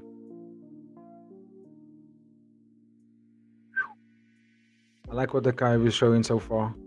He's not giving his hips away for potential takedowns. He's cleaner on the strikes. It looks like good jab as well. Daev is not necessarily looking comfortable at the moment. He's trying to establish some kind of range, but he's not successful. Oh, good left hook there from Daev. I'm going to close the poll, ladies and gentlemen. So far, everyone's voting for Ibrahim. Some votes went for Magomed.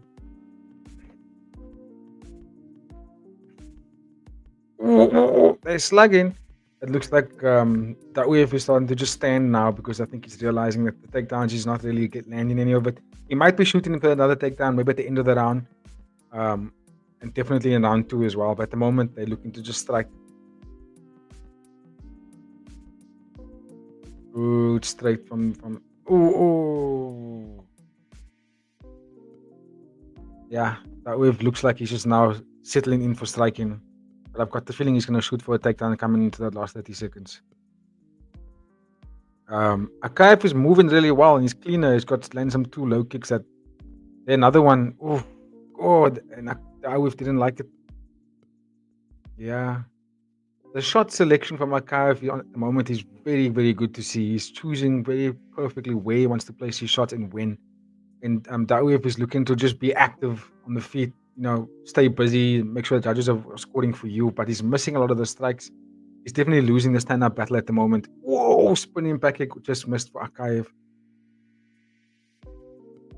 or stiff jab as well.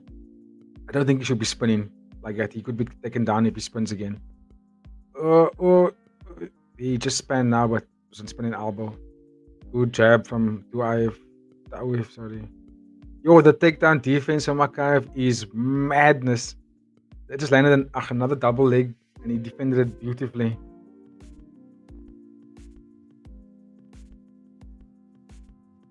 Oh, strong knee from Taif. Another knee from Taif. Wait, let me actually get the timer here. I'm almost finished. Yo. I like what I'm seeing. From both guys. The in-fight adjustment from Ibrahim to notice that he can't get those takedowns, and then was really nice because then he kind of just sat down on his punches and like, all right, we're gonna strike them. And he's losing the striking battle, but I like that he's just made the adjustment in his mind to go, all right, we're just gonna end up standing now. And he's still faking those takedowns, still shooting ever so now and then, just to keep Akaev busy and on his back foot, because Akaev, let's be real, a lot of his strikes aren't coming from the front foot. He's not really pressuring with those strikes. A lot of it's coming from the back foot counter striking. So that means that the pressure and momentum is still in the favor of Ibrahim Taouev. So Akaev's got to do something a little bit more so that he can take the front foot and take the center of the ring and not necessarily fight out of the back foot. There we go, round 2 starting. I'm gonna give that first round to Akaev, even though Taouev was, wrestling more and utilizing a lot more stuff, but the damaging shots did come from Akaev. And he defended all the takedowns.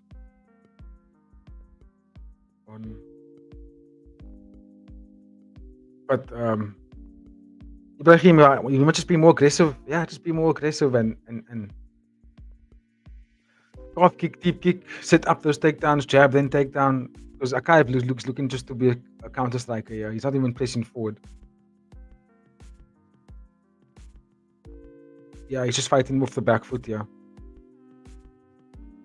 Which is good. I mean, it's good counter striking.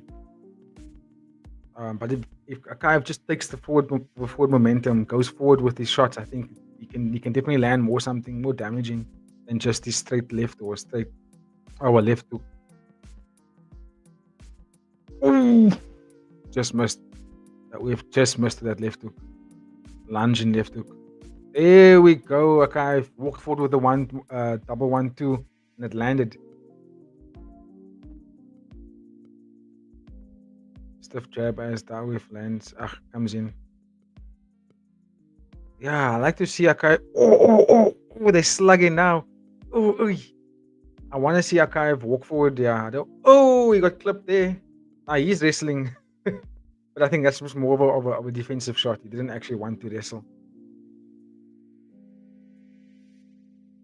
Now he's getting the reversed.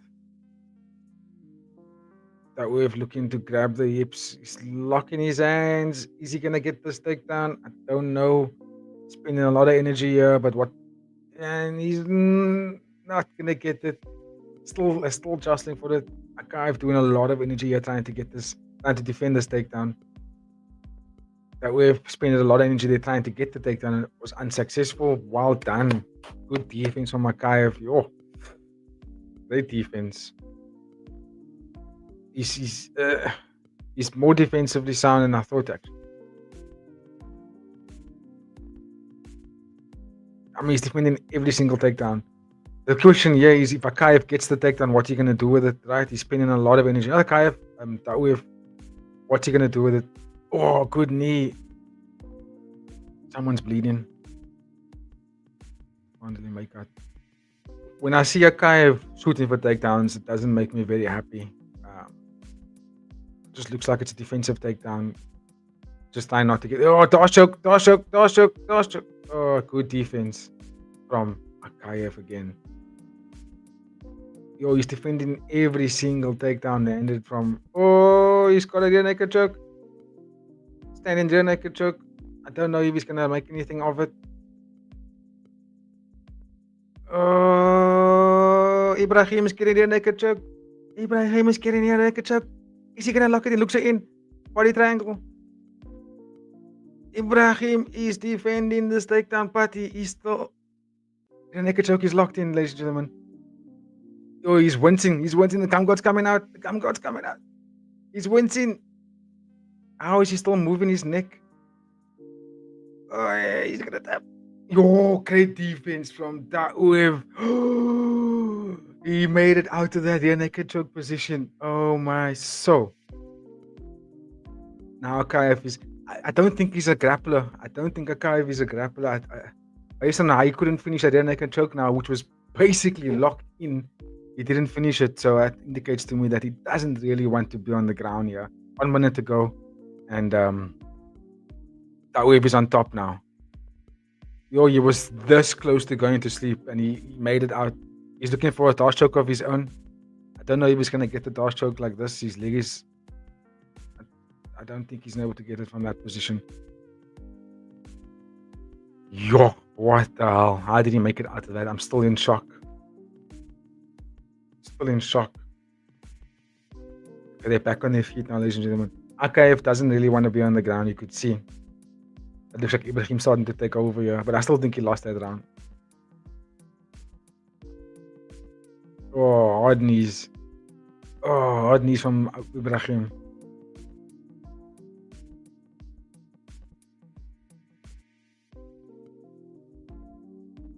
What the hell? What a brawl. What a brawl.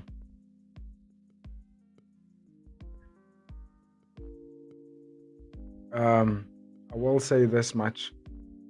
Ibrahim Daoev has definitely lost that second round, but I would say the body language and coming out of that rear naked choke indicates to me that he's actually the one that's coming out best. Even though he got reversed and almost got submitted. He looks to be fresher going into this third round. Akaev spent a lot of energy on that rear naked choke and didn't get it done. He was unsuccessful with it. Big knees. Look, he still won the round, but he looks a lot more exhausted going into this third one now. I think Ibrahim has got to go for the finish here. He's got to go balls to the wall because he's down 2 rounds.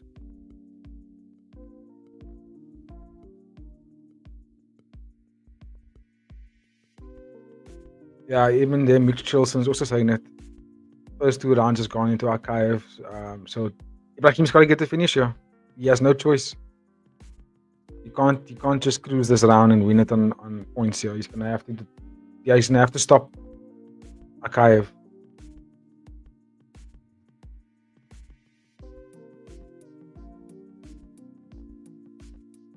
Oh, yeah, Akaev is definitely going for the finish here. You can see.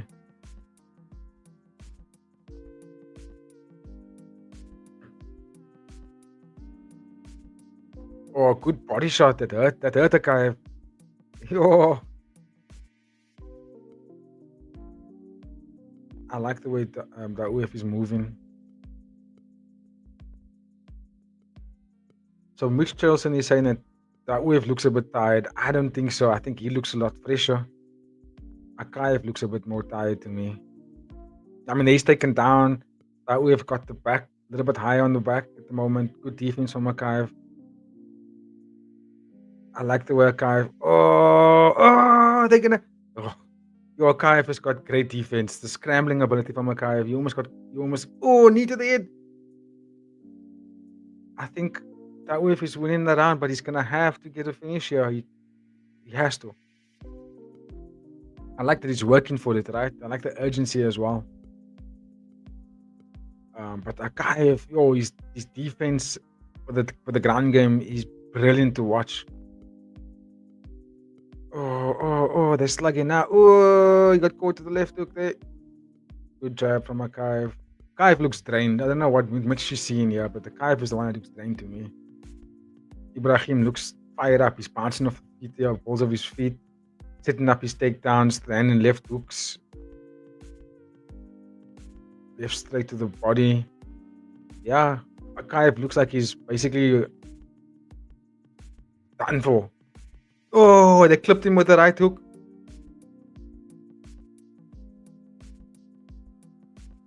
He looks gassed, bro. He's even in this fight still. If I'm Ibrahim, yeah, I'll empty the gas tank on this man.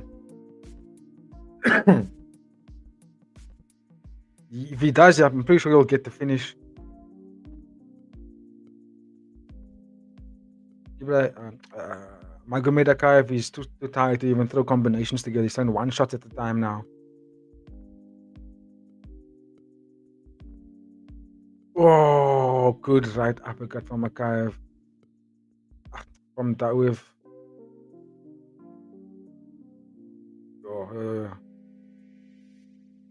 Magomed Akayev is lucky that Ibrahim isn't taking it to him. Ooh, good left hook, but Akayev took that one. He rolled with that punch.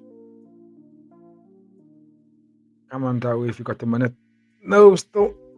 They landed the takedown.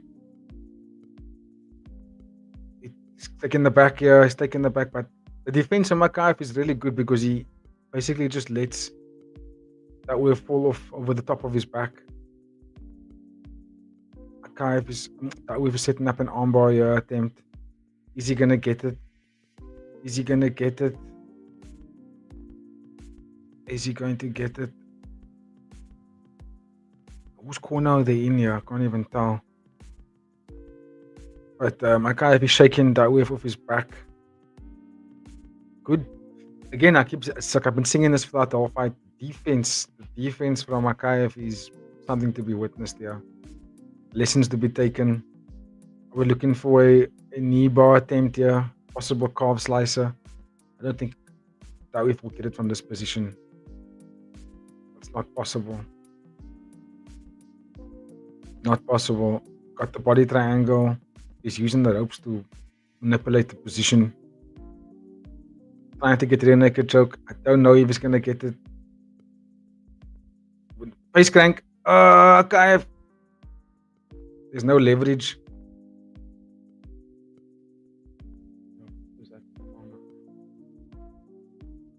He's 16 sec. I don't know if he's gonna get it.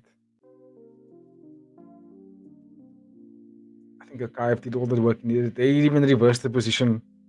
Well done.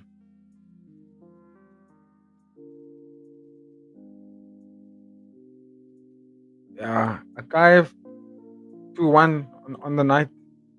Gotta give it to him, right? I think so.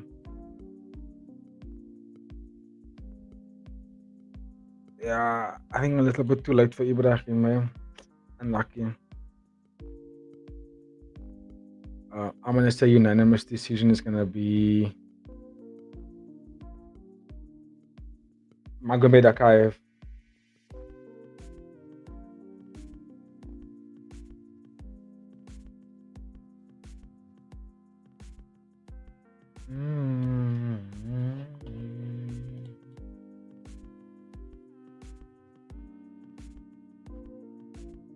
No, but it was a good fight for both guys. They put on a good performance there. Exciting back and forth. All right, ladies and gentlemen, the next poll is up for the next fight. Let me update the ticker tape for y'all so you can always be informed about the results.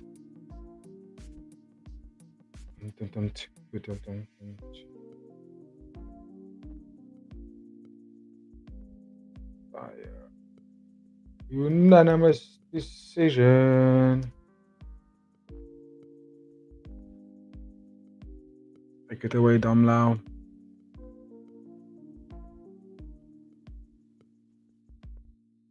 Come on, word. That wave is not even a natural featherweighter. So how did he then be overweight if he was coming up with the upper weight class?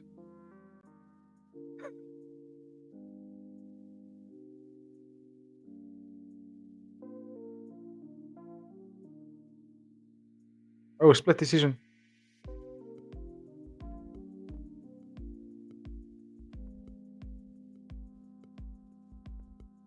Oeh, gave it to Ibrahim.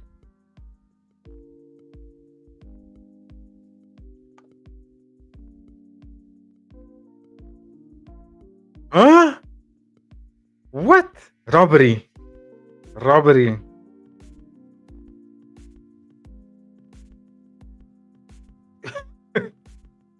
I don't know about that one. Oh, no, I'm not changing ticket type there.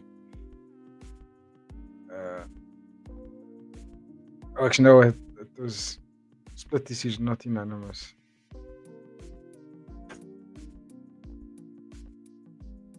Ew. I'm a bit shocked. I don't even know what to say about that result. Ew, that was mad. I mean, he lost the first 2 rounds. Even the commentators were seeing it that way. Still baffled. But okay, I will definitely rewatch all these fights again before I do the recap a bit later today. But damn it, that was, I don't even know what to make of that judging. Two of the judges gave it to Ibrahim. I'm still very shocked. But okay, we'll talk about that a bit later. We are gonna move in now to the meat and potatoes of the fight card. We're now entering the next. Oh, we got people voting already. Moving into the next, the main card, big fights. We have Johan Estupinan taking on Taiki Naito. Silent sniper is what they refer to him as, and yeah, this is gonna be a fascinating fight. I think it's definitely a level up in opponents for Johan Estupinan, considering that his past few opponents has been someone that's always slightly underneath him. I definitely think that the Ghazali fight was, I would go as far as to say, more even opponent for him, and he did really well in that fight. Let's get real, he did fantastic in that fight. But Taiki Naito is, again, like I say, he's a sniper and good game plan, good strategist, very defensively sound, really takes a lot of damage, gives a lot of damage, but he always takes a fight to decision, which means he knows how to game plan against athletes, right? Let's see how he's going to deal with the craziness and tornado-esque style of Panda Kick, right? Panda Kick's not going to be a stationary target, it's going to be moving a lot, it's going to be fighting very aggressively, and I think Taiki Naito is going to have to keep his guard up at all times in this fight and not get sucked into the whirlwind of Johan Estupinan. But let's go. I think I did go with Estupinan to win, but it's going to be a tough fight for him. It's going to be a very tough fight for him, I think.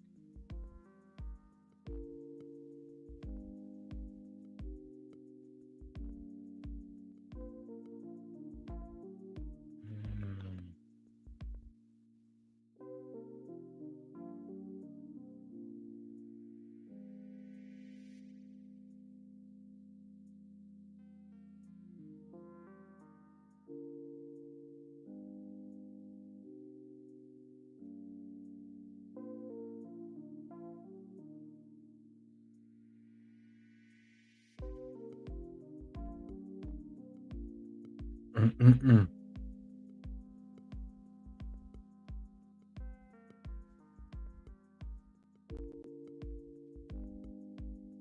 me just share this.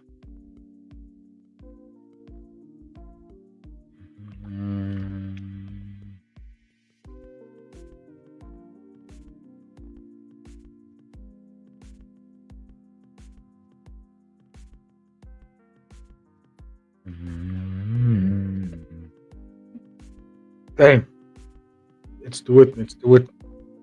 Taiki Naito, I like this hair color that the Japanese fighters are using. It's blonde but not blonde, and it's like this shady. It's almost like the same color as, what's his name? Super Saiyan Goku Black, that pink. I don't know if we call it pink, but very cool color. Maybe I should dye my beard that color. Imagine. Look very strange. Oh, but that fight before this is still leaving me in awe with the robbery. But okay, we'll touch base. Okay, so far 3 votes. Estupinan is leading the poll, 67%. Taiki Naito with 33%. Those who voted for Taiki, let me know how you think he's gonna get the job done. And why you're voting for Taiki Naito. I mean, I can see it. He's a veteran. He's been around the block a million times. How do you score against someone that's been around the block a million times? Also looks fuller. Right? He's always been a little bit lanky, a little bit thinner than most athletes.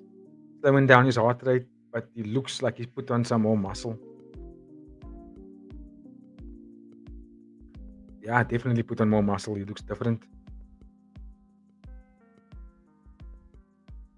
Looks different.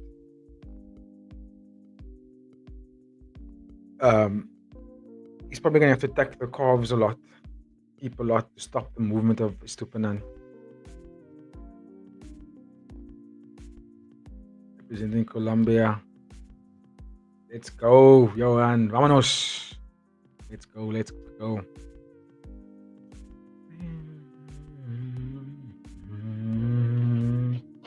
Time now. 4:05 in the morning. You got the dudes coming out. Trolling. Panda kick. Ew, this dude is fired up. I almost made a terrible joke now. I won't say what I was about to say. Let's just keep it at what it is. He looks fired up. Even Jordan at the back. How come I can hear myself? What am I hearing?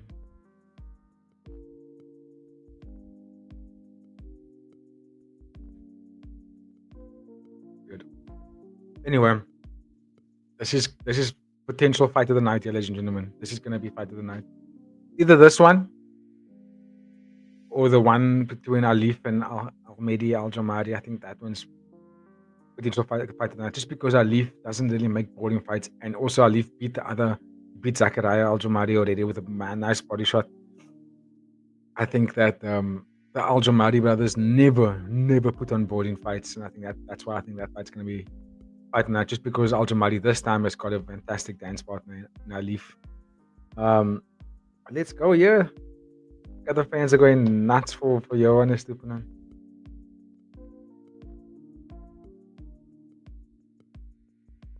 Oh no, that sound from the stadium.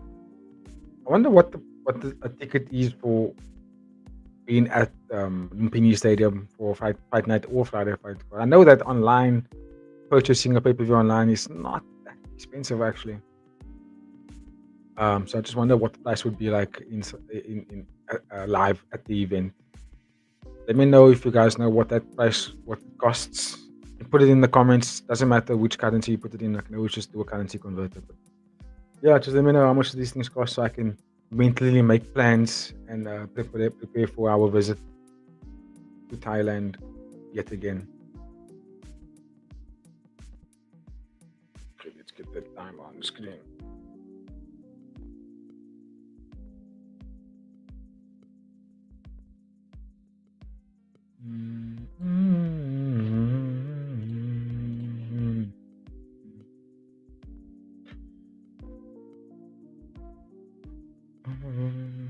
I see the delay from StreamYard to YouTube is about 4 seconds. Okay. Yeah, I can't do anything about that. Everything appears to be live. Nothing seems to be behind anything. I think that's just broadcast delay that you get generally. Can't do anything about it. But thank you for being patient and tuning in with me. Those who have been consistently watching, the numbers haven't really dropped, so thank you for that. But let's try and get banter going in the chat. How about that? Let's talk to each other about these fights. Let's go, Panda Kick. You never really hear me vote against Japan, but in this fight, I really want to see Panda Kick do well, just because they're for the future, you know.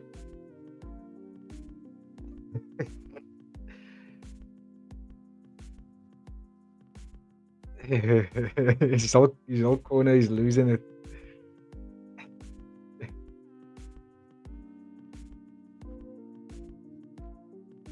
Touch gloves.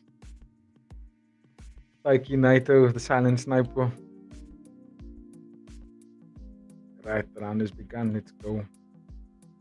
Immediately, Panda Kick starting the fight wild. No surprise. You know he's gonna be aggressive and high pace and pick his shots. He switches his stances a lot, which I like because he's not giving Taiki Naito a target attack. So far, so good from Panda Kick. The aggression is working. Oh, he's landing. He's landing on Taiki. Oh, he's landing on Taiki. Oh, the Taiki Naito caught him.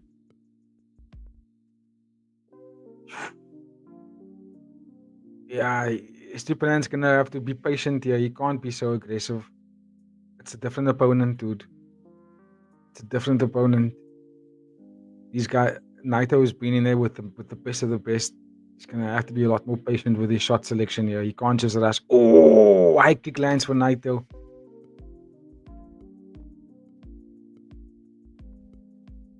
Yeah. Oh. He attacked Naito with the left hook low kick combination, making Estupiñan miss. Oh, he threw a high kick again. You see, Naito was just getting out. Woo. Estupiñan's gonna have to be a lot more patient. He's gonna have to fight like the way Jordan fights. Not be so aggressive. Nice front kick from Estupiñan. Nice front kick again from Estupiñan. Oh, he landed there. Yo, Naito has never looked this gebouw before. He never looked this muscular. Good deep kick from Naito. Yo, Naito is throwing haymakers here. Good.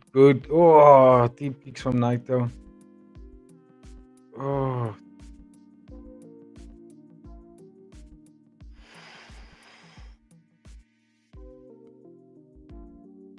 Dude, Naito's fighting really well off the back foot here. He's defending a lot of what he's making Estupiñan miss everything, which is not something you see often, right?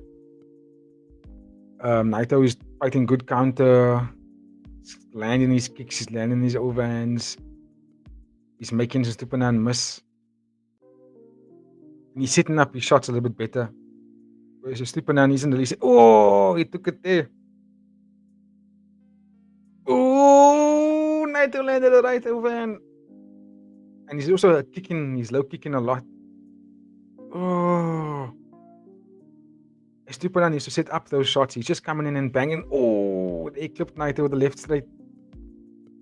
Oh, left uppercut from Estupiñan. Oh, left high kick. Yo, what a fight. What a round, I mean. What a fight. Yo, what a round. I would say Estupiñan with the forward pressure. Right? With the forward pressure was really good. He only really landed his best shots towards the last 10 seconds of that round. But majority of the round was going to Taiki Naito, if I'm being honest. Like, he was cleaner. Even though he was fighting with the back foot, he was cleaner with his strikes. He landed a lot more. He utilized deep, slow kicks, body kicks, high kicks, overhands. But the aggression is definitely coming from Estupiñan. Definitely. Tricky one to kind of score. Right? I'm gonna go Taiki Naito just because he was cleaner, more elusive, not there to be hit. But Estupiñan's in the fight 100%. Right, there we go, round 2. Taiki Naito seems to have a good strategy for the aggression and like whirlwindness of Estupiñan. Like, he's definitely like countering it in a brilliant way. Estupiñan's walking him down. Estupiñan's walking him down though. Yeah, Estupiñan's walking Naito down. Oh, straight left from Estupiñan landed on Naito. Naito still took it really well. High kick block. Oh, knockdown from Naito. Naito knocked down Estupiñan. Straight right, knocked him down. And I said the aggression, he must try and be a little bit more selective with the shots and not just be so aggressive. And I mean, he's not setting those shots up. He's just entering into a car crash, and Naito is just timing it. Naito is timing him brilliantly. Oh, Naito. And it was a walk-off knockdown as well. He walked off when he landed it. And it's also off the back foot, by the way.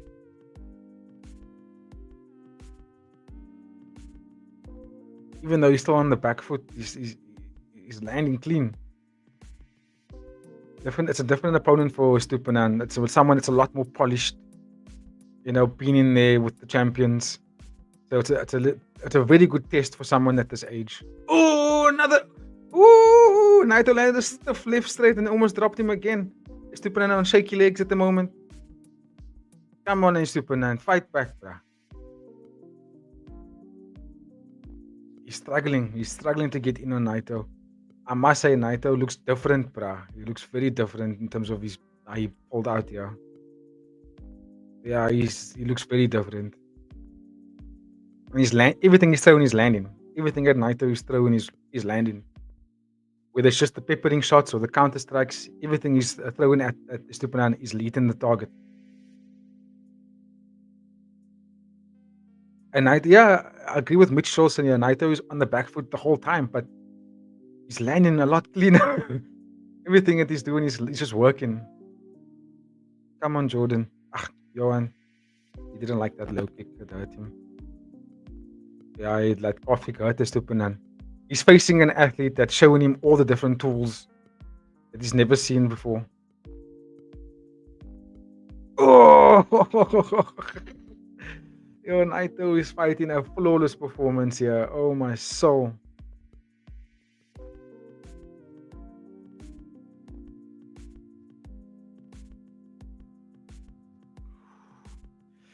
I think he's 2 rounds down, ladies and gentlemen. I think Estupinan is down 2 rounds here. Not something you want to hear me say, right? He is.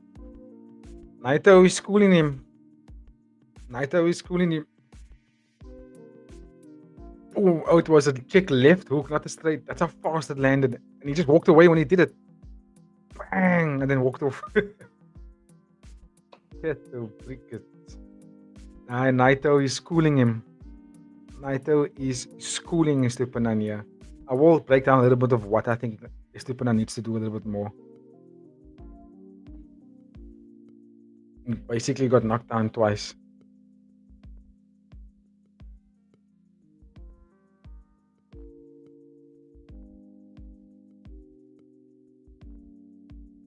Yeah. Round 2, here we go.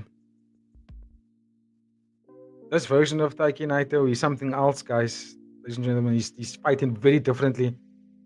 And he's got power behind his strikes now. He's not, even though it's still going to decision, it looks like. But I mean, he knocked Estupinan down 1.5 times, I'd say.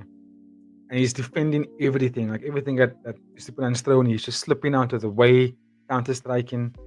It's a very different Naito, for sure. Good calf kick there again from Naito. And he's like, whenever he gets pressed up against the corner, he just evades. Get out of the way. Moves on.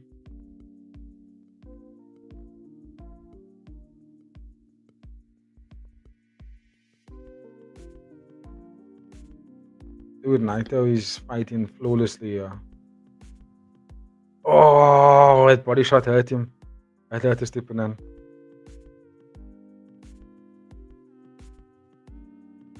Oh, good body shot from Estupinan. That's what he needs to do. That's what I was trying to say. I want to wait to do it after the fight because I think he's still going to lose the fight. If he doesn't drop Naito or knock him out, yeah, I think he loses the fight.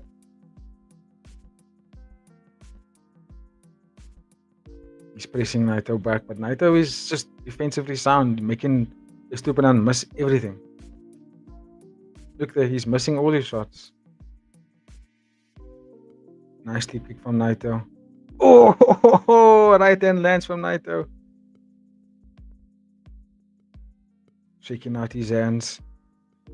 Estupinan just pressing, but not landing anything significant. He's missing all his shots. Good jab there.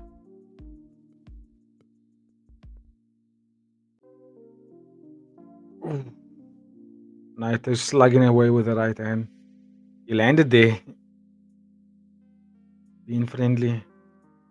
Good deep kick.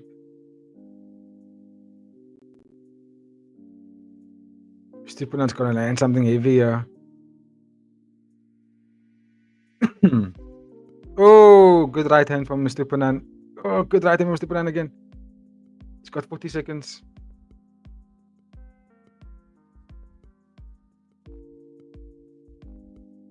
Naito's gonna win on points, yeah.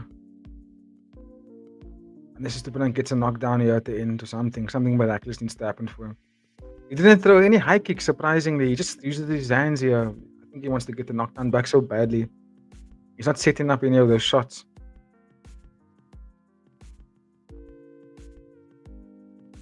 Yeah, I think he just got out experienced in this fight.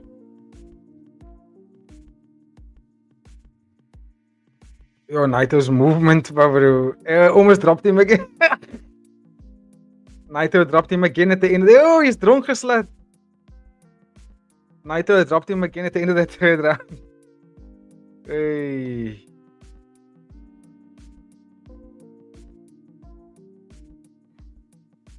Yeah, I'm gonna give it to Taiki Naito over the course of 3 rounds. I think he was the more dominant fighter. He's got 2.5 knockdowns, I'd say. I say half because there was a jab he landed it that basically almost dropped the Estupinan again, but the Estupinan popped back up almost instantly. But in the end of the third round, Taiki landed something again in a wild exchange, dropping his Estupinan again. There was a 1-2.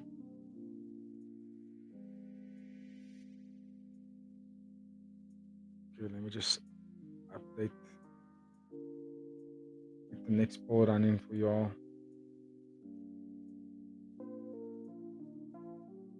I don't think they won, eh? They celebrating, Estupinan, they were celebrating, but I don't think they actually won the fight.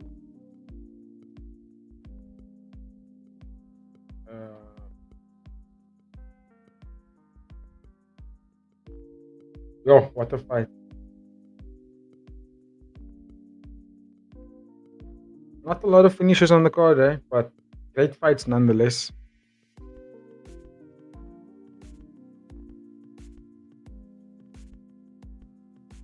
Okay, Dam Lao. He does know.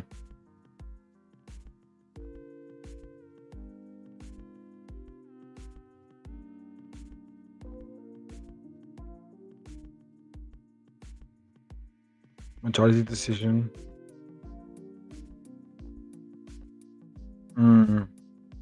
Offering Ibrahim. Taiki Naito just offered Johan Estupinan his first loss of his career.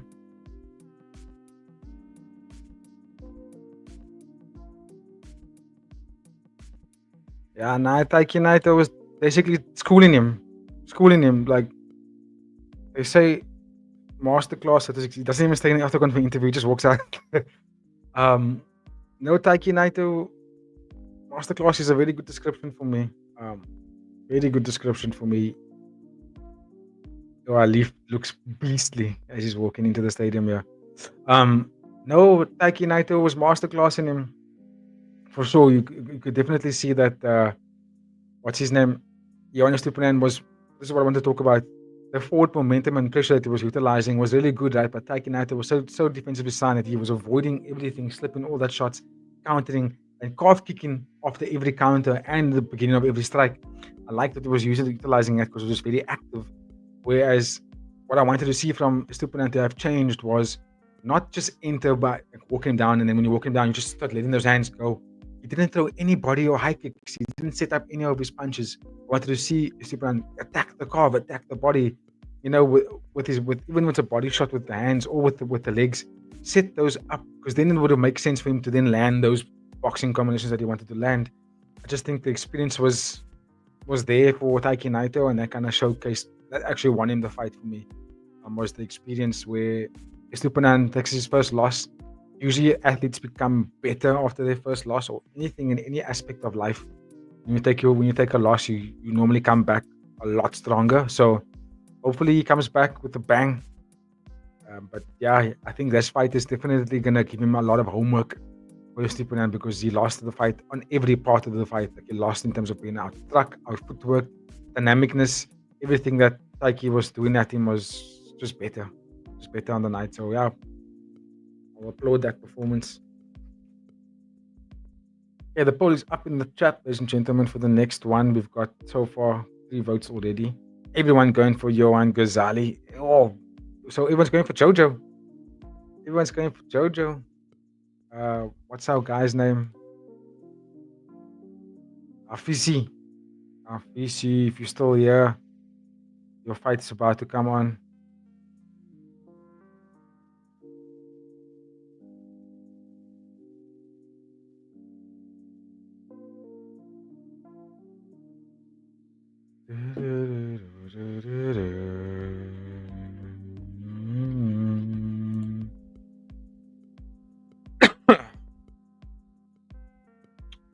that was a good fight.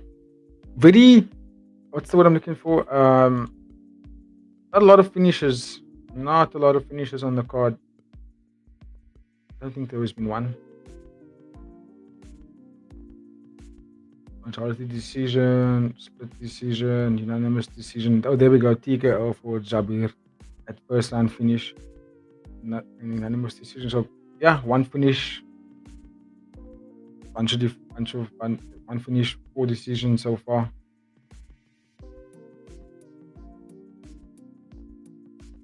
The Lumpini Stadium looks really cool from the outside, I must say. I wonder what the seat number is in the Lumpini Stadium. Like, what's the max amount of numbers you can get in that stadium?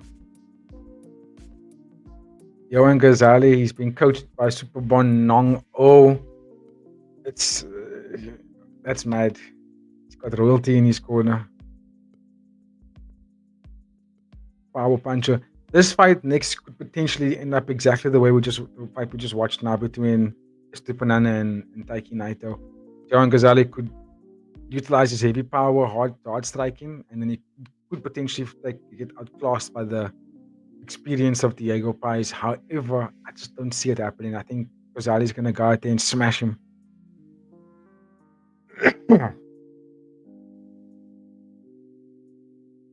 Yeah, I think he's going to win. But of course, let me know in the comments, please, those who are tuning in, who you think is going to get the job done. The Malaysian American sensation. Yeah. Yo, Diego, I'm a bit gutted, man. Very disappointed that he didn't make weight. Didn't pass realization. It kind of put me off a little bit because he's the more experienced athlete.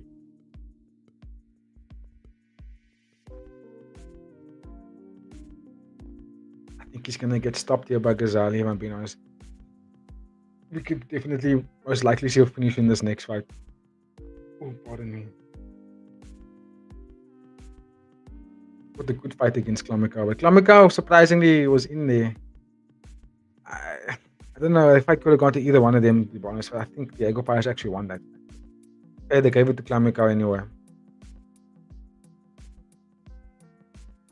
Are we into the top 3 fights of the night? Jojo was saying in an interview that he's not planning to stay long in the fight game. He wants to come in there, become a champion, basically do what Conor McGregor did, be explosive, fight big fights, get out. But I mean, he's only 18 years old. He's speaking as if he's, when Conor McGregor did that in the UFC, he was well over 20 already. He was approaching 30 already at that point. So I think Ghazali must just be patient with his career. He's already a star. Just be patient with his career. He will eventually get that title shot and, become that mega star. At the moment, he's already primed enough to get that position.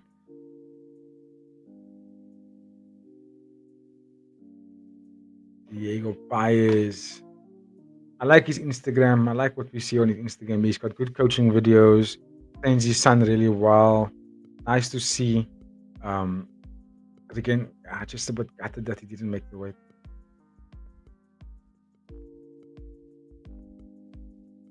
If I must have children, I put my kids into combat sports immediately.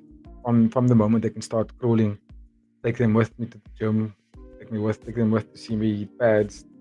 At home, doing training, they must come with me. I don't have any kids, obviously, but I mean, I will do the same thing if I did. I think it's imperative for children to take up any sport, but I mean, even combat sport, it's just good for the health, good for the mind, good for the body, good for everything. This is going to be a 3-minute fight, yeah. Look at these coaches trying to hype up Diego Pais, yeah.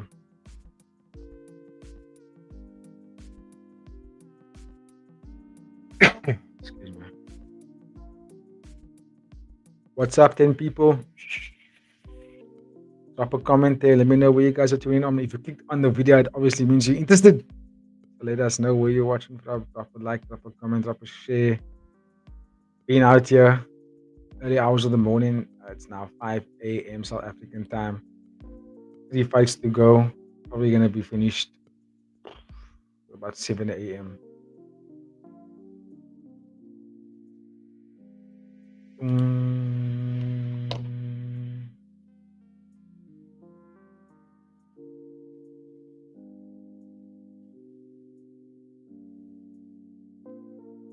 Oh, everyone's voting in here. Majority, everybody's going for Johan Ghazali. So no one's giving Diego Paez a chance. Interesting. I'm surprised at that. I mean, I didn't pick him either, but honestly speaking, I think it's more close than what we think. I don't think we should sleep on the accolades and the attributes of Diego Paez.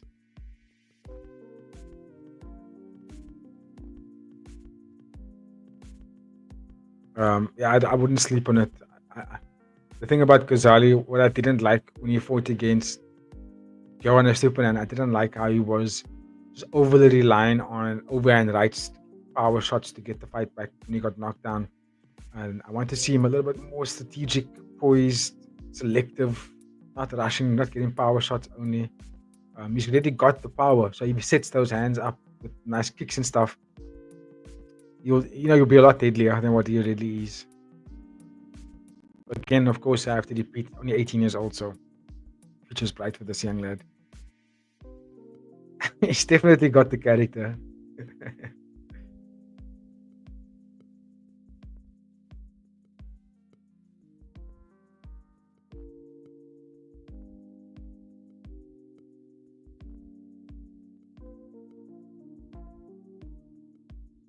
There was one stage where everyone was just tuning into the live at the same time. Big ups to all of that. Johan Ghazali doing his nice slow walk down, looking fired up there. Future's bright. Future's bright for this young lad.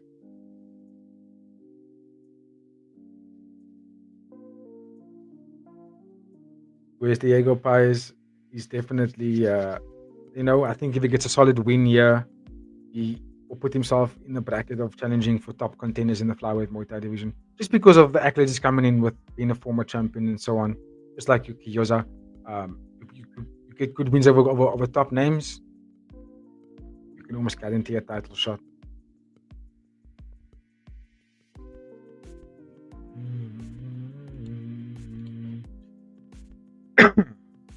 Johan, surprisingly not seen Superbon in his corner. Quite surprised by that.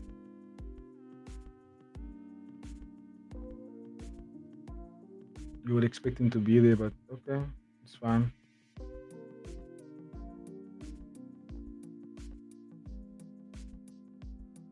Excuse me. Oh, it up since 2 a.m. Hopefully we get a stoppage here, and then we can move into our co-main and main, which I think is going to be the two most exciting fights on the fight card. This one as well. Let's go. Bring that time up on screen so long.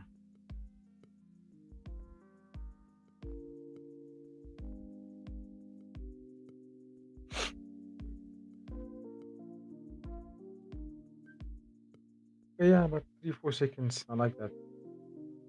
The people that are tuning in, Johan Ghazali is now finally going to enter the ring. Excuse me. Since we're all voting, looks like everyone's been voting for Johan Ghazali. How do you think he's going to get the job done? KO, decision, 3 knockdowns. What's your thoughts? Give me your thoughts. How do you think he's going to get it done? I think that there's a high chance of him getting the knockout, but the movement, footwork is really good of Paez. Very good. But again, like I said, if Sean Klamakau is dropping you, doesn't really spark much confidence now, does it? We got there is Superbon finally. We've got 6 likes so far on the stream. Let's at least get that up to 10 before the end of this live stream. That'd be phenomenal. Please, ladies and gentlemen. Take it away, Dom Lau.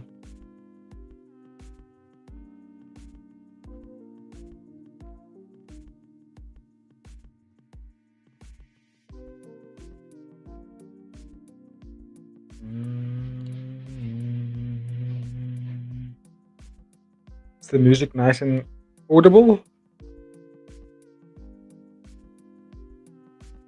Yo, look at me just massively yawning on this camera.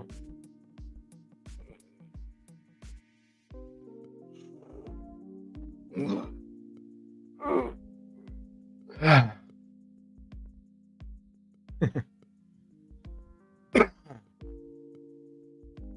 the idea.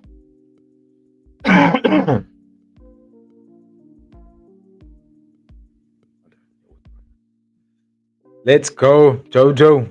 Bizarre Adventures. Let's do this.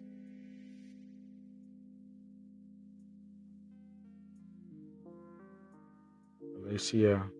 Oh, so it's not Malaysia. Malaysia. I guess. Cake for Jojo's Bizarre Adventures. Just flexing here for the crowd. Alright, let's go. This is gonna be exciting. Let's do this.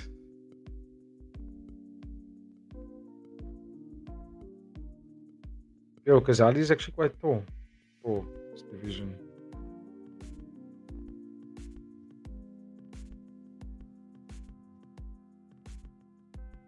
Oh, Ghazali already with the forward pressure blast. A massive body kick. Fire is just looking to defend, but deep into the obliques. Oblique kicks. Ghazali's doing a lot of switch body kicks. I like that out of the southpaw orthodox stance. Good calf kick from Paez. Brilliant calf kick from Paez, actually. That's going to slow Ghazali down. Oh! High kick missed from Ghazali. Ghazali's forward pressure. I like what I'm seeing so far. Stiff jab from Ghazali. He's walking Paez down, putting Paez on the back foot almost instantly. Using the jab to establish his range. I like what I'm seeing. Rajan Chai guy. What's up, Adrian Reyes? Welcome, bro. Welcome.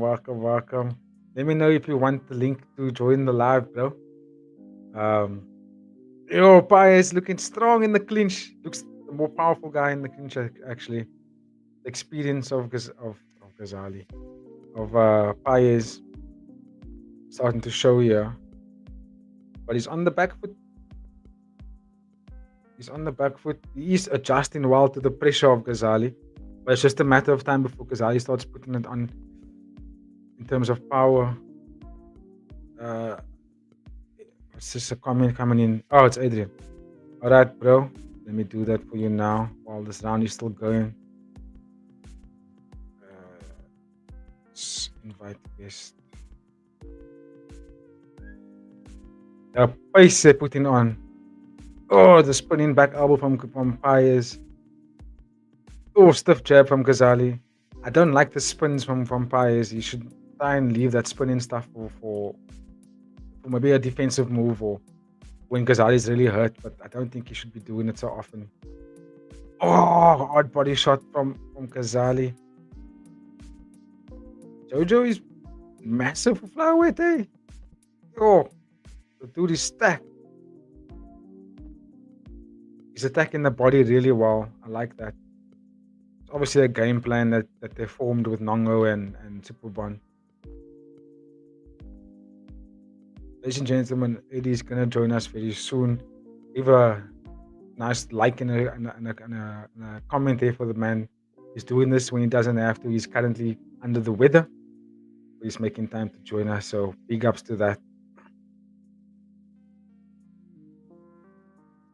Oh, first round was explosive. Very even. I think Ghazali was definitely the one with the forward momentum and the pressure, but Paez is countering really well and his movement is fantastic. The footwork is on point. But I don't want to see him. If he's gonna fight with the back foot like this, he's gonna have to take a page out of Taiki Naito's book. I mean, that dude has been fighting. I wonder if I should. Oh, it's on the side.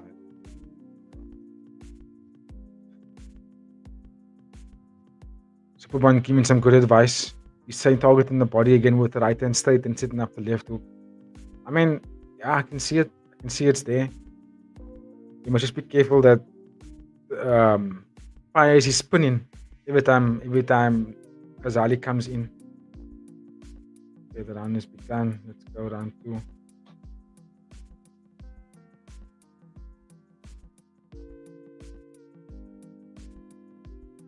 Ghazali blasting body kicks. Again backing up Paez. Good deep kick from. It's clear that the game plan from Ghazali is to target the body, utilize his size. Good switch kick again from Ghazali. Paez throwing a 1-2 at the defensive position. Ghazali, landed the right straight from Ghazali. Good left. Good elbow as he enters the. Beautiful stuff from Ghazali, dude. I like that he's a lot more patient and he's not just making it a slugfest like he did in the past, searching for that knockout like he normally did. Now he's setting it up a little bit better. Paez is still in there. He's, wonderful combo from Ghazali, straight right into a left hook to the body. Paez is fighting very defensive here, off the back foot, just popping out jabs. Nothing really to, take back the space of the ring. Good elbow in the clinch there, though. But he's not really taking up the space the way he should. He's getting bullied here. He's getting backed up a lot here by Ghazali.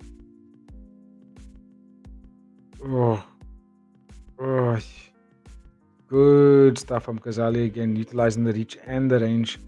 Oh my word, he's just starting to increase the volume now. Let's go, guys. Let's see what you can do. Good body shot again from Ghazali. Almost took a tip to the face.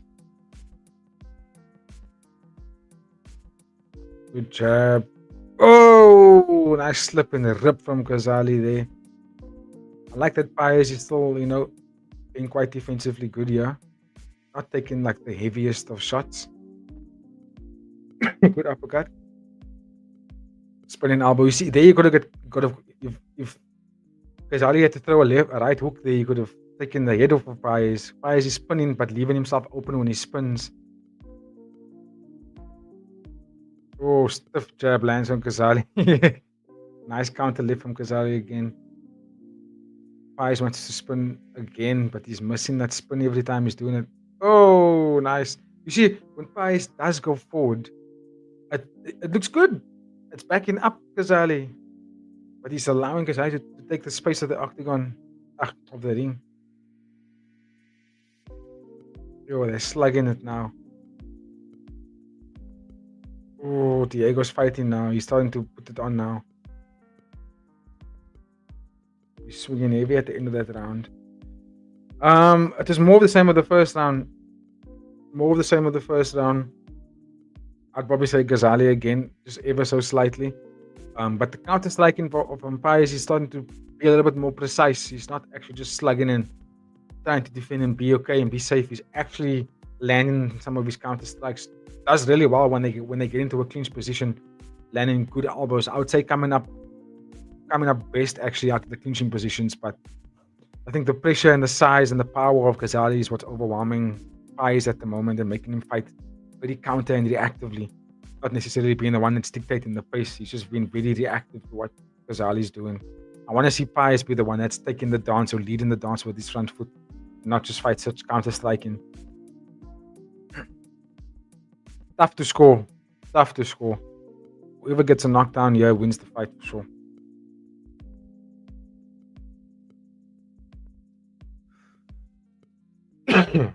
Let's go, Jojo. You got to end the fight here now.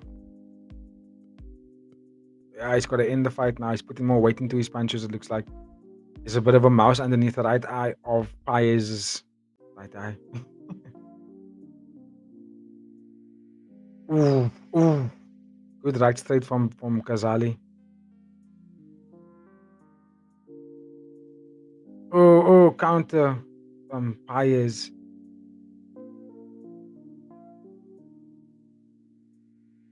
Ghazali still doing the forward. Oh, you got eye poked. Just let him fight. It wasn't that much of an eye poke.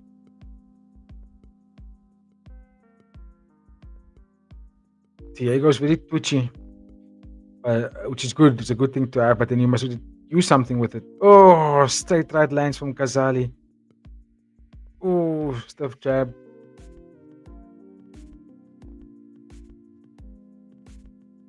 Jojo is scoring, yeah. Ooh. Body kick lands for Jojo.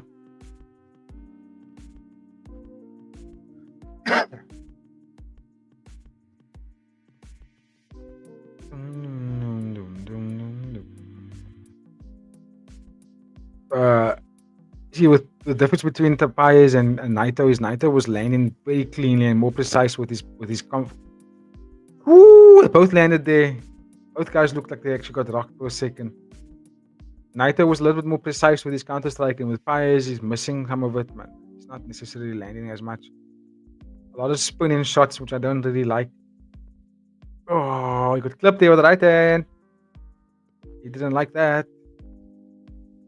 Ghazali. Oh, power shots for Ghazali. Another eye poke.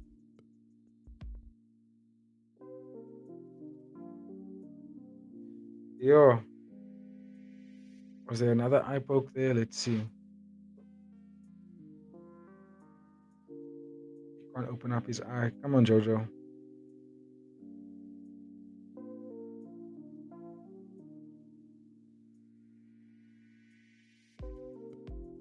Yo. Let's see the replay. Oh yeah. Definitely.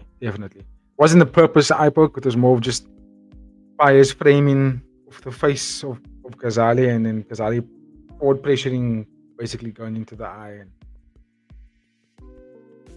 yeah, these things happen.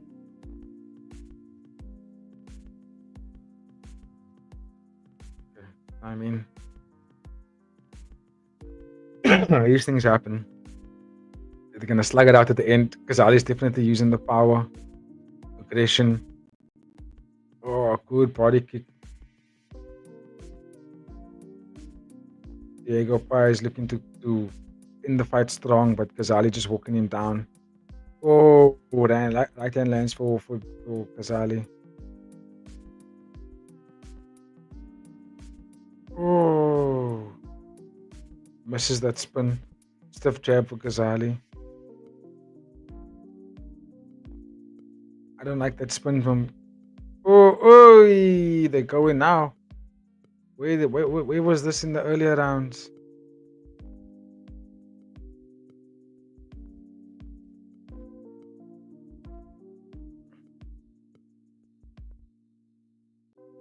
Yo, tough fight to score.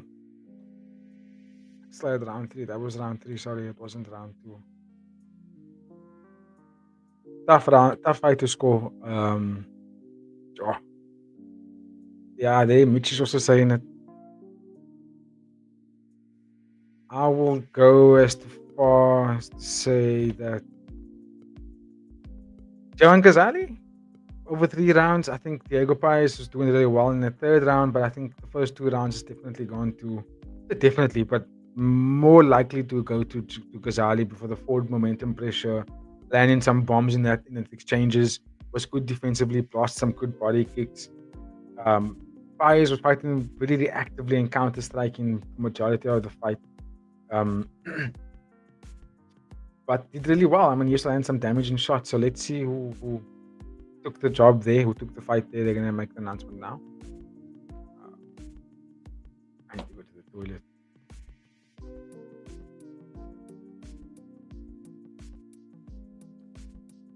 I want to first find out what the result is. Oh, 7 likes. Just drop another like.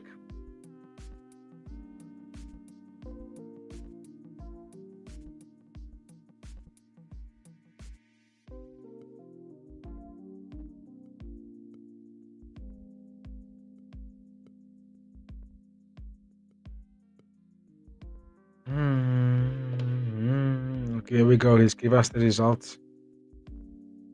I would say split decision, Ghazali.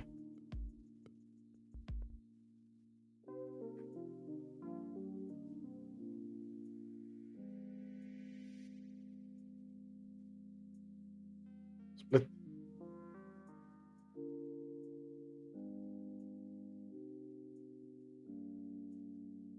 Ghazali. Yo, Diego.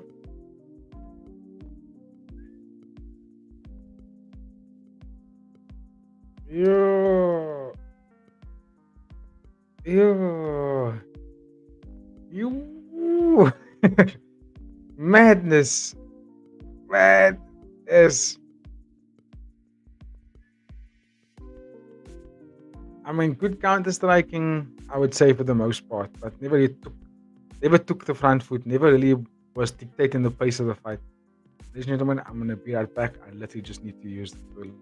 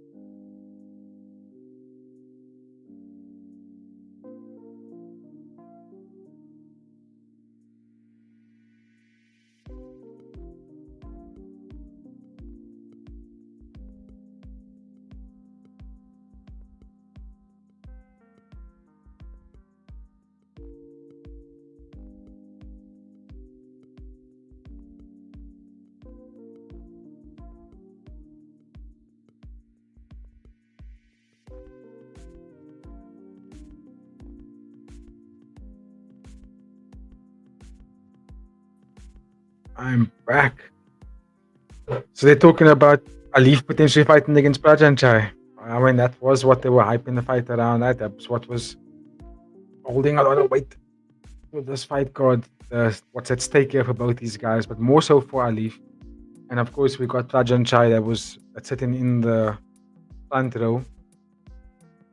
So he's gonna keep his eyes on this fight because I think he knows that Alif could potentially fight him very soon here. But Zachariah, what's this guy's name? Al-Mehdi, Al-Jamari. He's a definite power puncher. But Alif smoked him. Alif smoked his brother. Beat up Zachariah.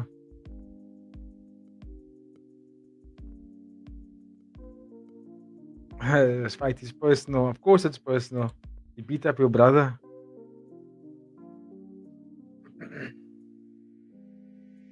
Let's go, Alif. I'm not going to hide my biasness for this one. I'm definitely going Alif all the way.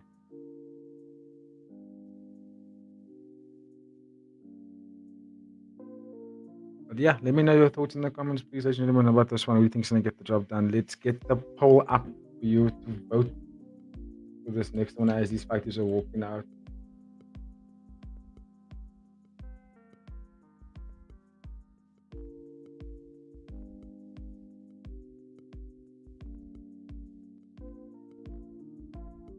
Alif. I'm saying Alif.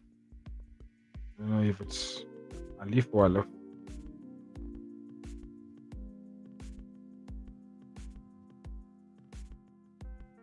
But I'm going to go Alif.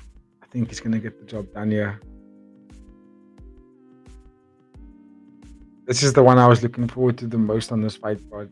The one I'm most invested in, actually, more so than the main event. Even though I'm a big fan of both Nakrob and Jaosuayai, Alif has definitely won me over his last couple of performances. So I'm going to go with Alif on this one.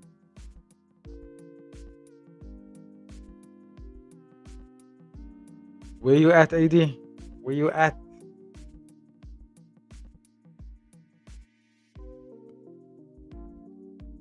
Where are you?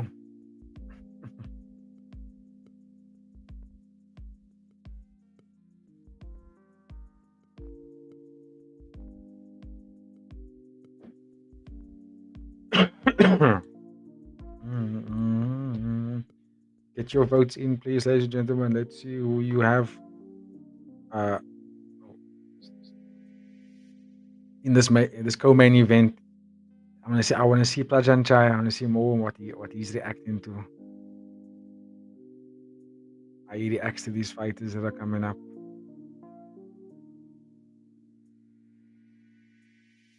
Plajanchai.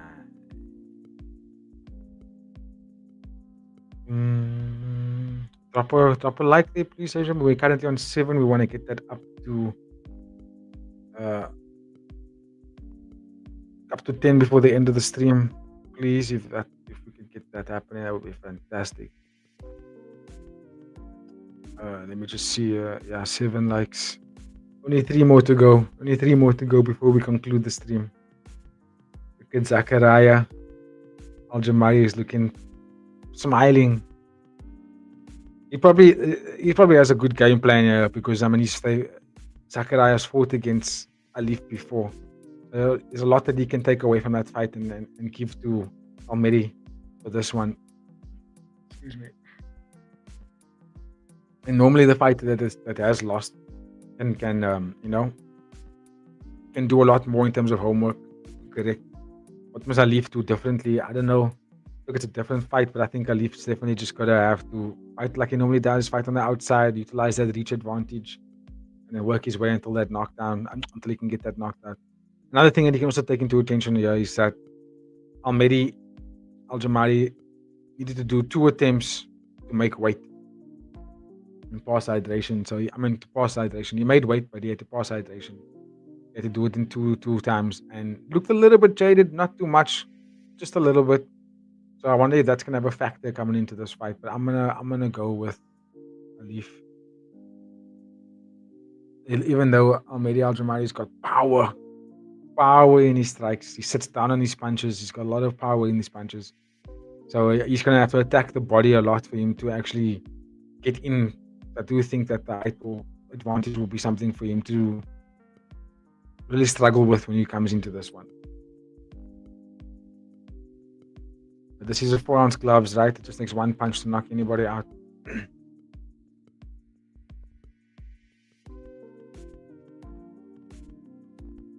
Malaysia, Thailand.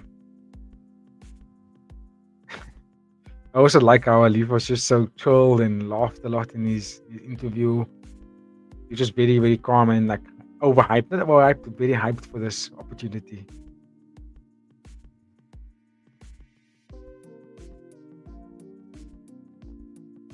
Let's go, Alif. He always looks different from when he's fighting versus when he's not fighting. Like when he's not fighting, he's always smiling, just laughing and making jokes. And then when you see him walking into the ring, he's just a different person. He's like, oh, who stole your lunch money?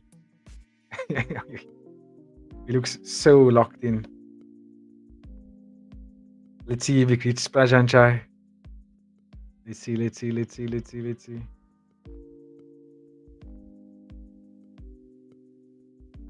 Prajanchai, let's see if he greets Prajanchai. Walks right past him.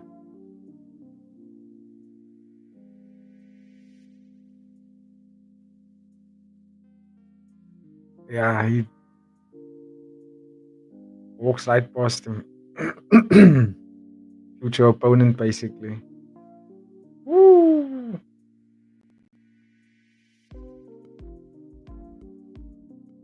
Yeah. Actually, Prajanchai has moved from that seat. He might be sitting somewhere else now. Might be moved up to a closer position.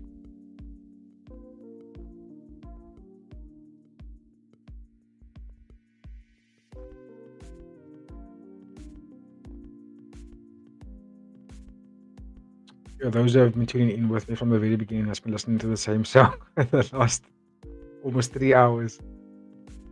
Thank you. Alif is walking out first. Interesting that the red gloves walk out first. I didn't even notice that.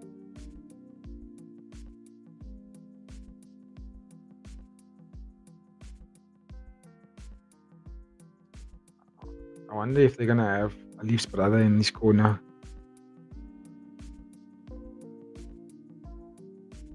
No. Jamari did walk in first. Distance control, knees and high kicks. Definitely a good game plan that he can use to win this fight.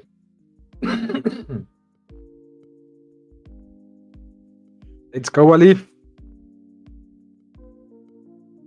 Let's go for that. Hierdie Praska.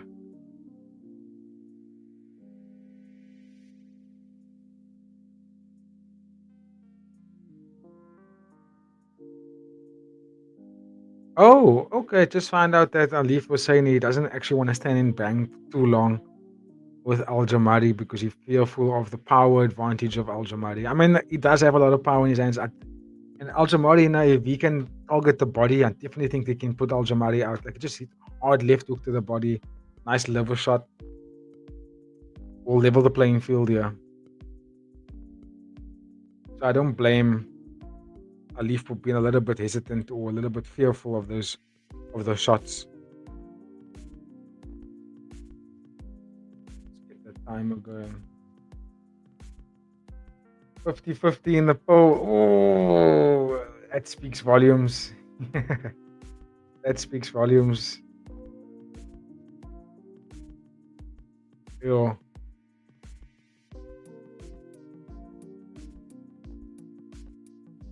Oh, that does speak volumes if you're going 50-50.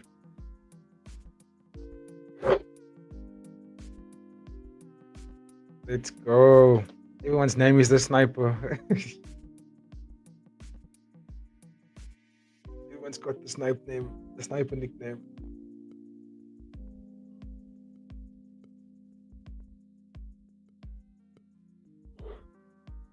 Let's go, Alif.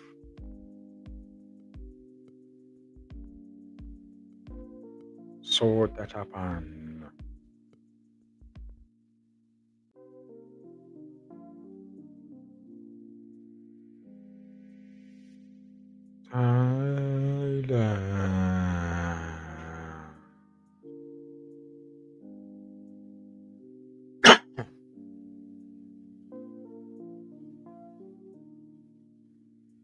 Here we go.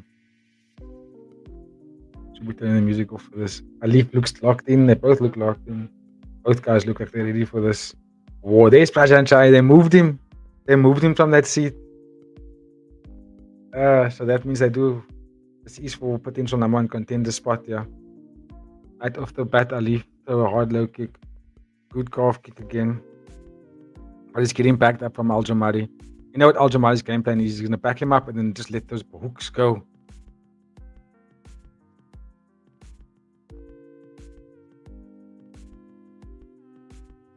He's already got Alif backed up against the ropes. Is he going to let those hands go? It's just a matter of time before he does. Alif at the moment just targeting the calf out front leg. Nice switch body kick. Oh, nice straight. Jamari throwing calf kicks. He's throwing good. He missed that one.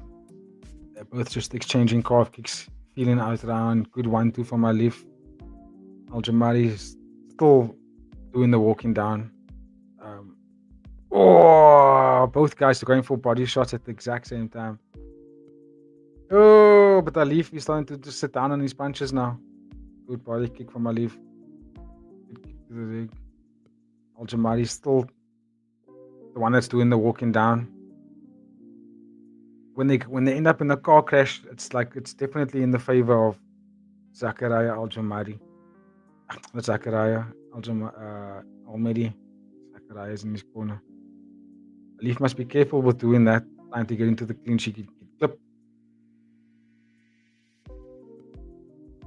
Oh, they clipped him. Oh, body kick. Oh, body kick from Alif again. He got clipped though with the left hook. It almost knocked him out.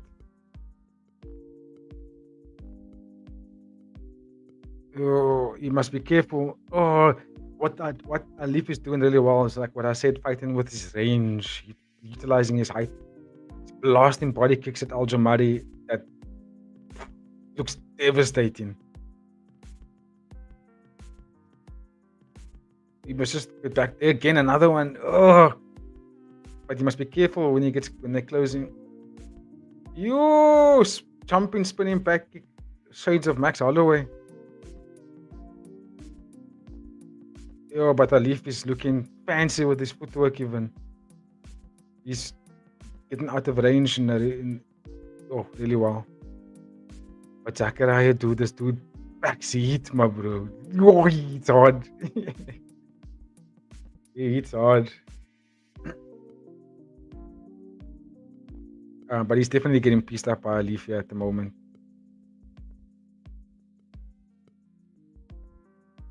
Nah, didn't do anything.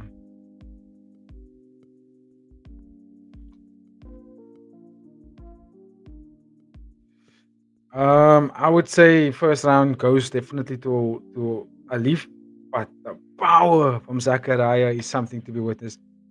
Ladies and gentlemen, let's give a nice warm welcome for our brother, our leading host, the best in the business right now, taking time out of his schedule, as well as being very, very sick. But he's here with us. It's brother AD. How's it, my friend? What's happening, BG? What's happening, Yo, everybody? big ups to you, bro. I I mean, didn't think you were gonna make it. I basically didn't, bro. This is the co-main, so not really much to go. How was the cards over? Really fun, dude. Really fun. A lot of good fights from the first one till now, dude. The only fight that was a little bit boring was the Ibrahim versus Akayev fight. But other than that, all the fights so far were really high level. Not a lot of finishes. See, Estupinan lost. Johan. Yes, dude. Taiki Naito dropped him twice, 3 times actually. Yes. Really? But yeah, they're back on here, bro. Yeah, I got it. Back on. So far, round 1 has gone to Alif. But Jamari just like he's got heavy hands, bruh. Heavy hands. I just saw Alif try like a wild spin kick at the end of round 1. Yeah. Alif is also attacking the body really well. His game plan is fantastic. But this Jamari man is just got. Look at his ribs, bro. Look how red it is. Look there. His body is red from that body kicks from Alif, bro. Oh, another one. I'm surprised that he's still standing. Yo, elbow in the clinch from Alif. The thing about Jamari is that he's just swinging hard, yeah, and he's closing down the distance. He's having Alif fight off the back foot a lot. But Alif is landing everything. You know what I mean? Even though he's on the back, just like Taiki Naito against Estupinan, even though he was on the back foot for the whole fight, he was landing everything he threw. Every single thing he was throwing was just working. Whoa! Clipped Alif there. Good body kick from Alif.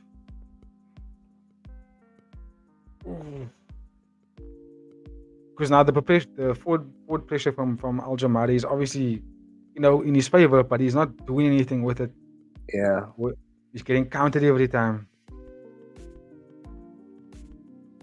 See, they get into this position, and then when they're in that position, he goes off second. He doesn't go first. Alif is landing first every time. Yo, look at his ribs, bro. Yes, dude. In that sharps, bro. Are you jackets? Look at his. Yo, bro, man, look like he's been shot. His ribs are purple. He looks like he's been shot with a shotgun, bro. Ew. Alif is fighting really well with that range. Like, he's using his range really, really well. And for the most part, staying out of danger. That's a shot at the back of the head, ref. He's staying out of danger for the most part.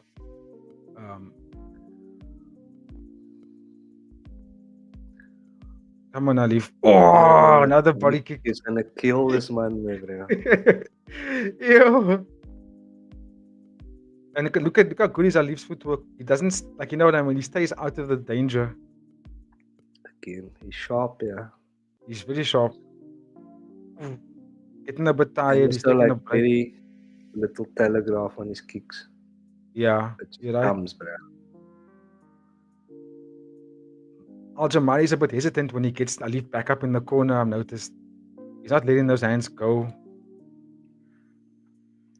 I think Jamari must just work that leg kick, bro. That seems to be what he's having success with. Use that as kind of the base, and then Okay. try to get your hands working from there. Because he seems to be having success when he goes for the leg kick. Yeah, just ever so slightly.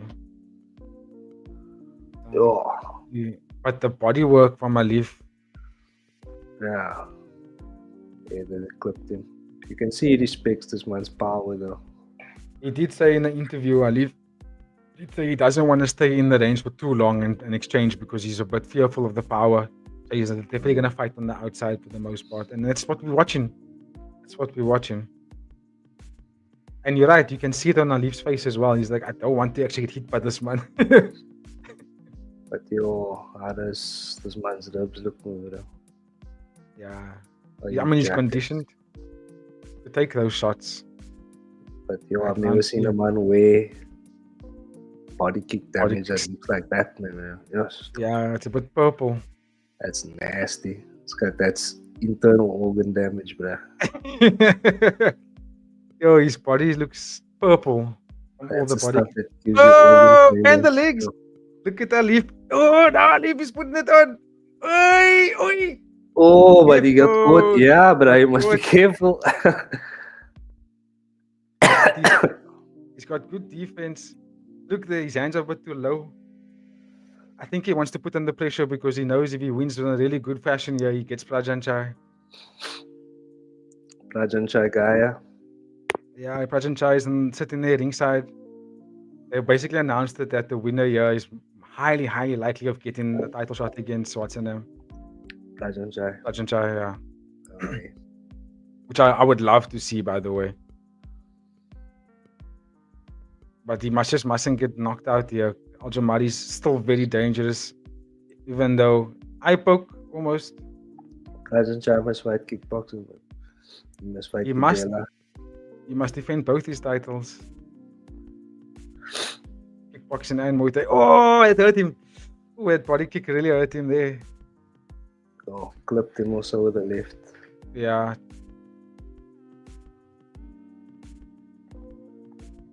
Oh, but the footwork from Alif, dude.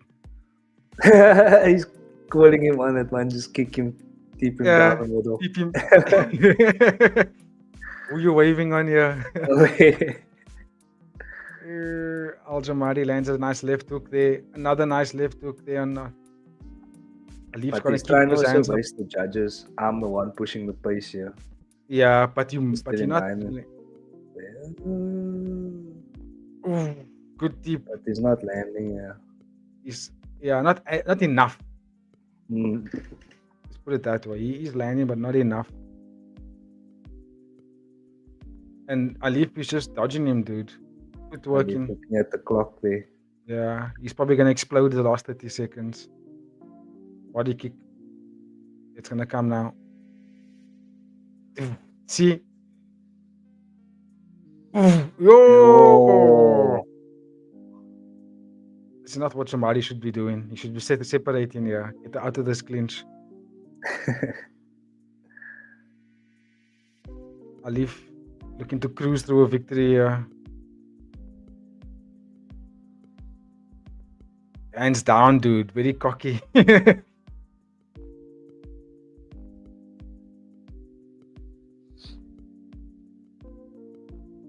Oh, kicks the body. What are you doing, my bro? Yeah, I don't know if he won that fight, eh? I think he thinks he might have won if that's how he's behaving, but that also could just be a smokescreen for the judges. For the judges, yeah. I mean, could you make an argument for him winning that fight? No. Yeah, me neither. It was the same. It's the same patterns we've been seeing all night, actually, in terms of how the fights have been going. Oh, even though that being said, right, I thought that Johan Ghazali beat Diego Paez, but they gave it to Diego Paez by split decision. So there's been weird judging on the card this evening. I'm not gonna lie.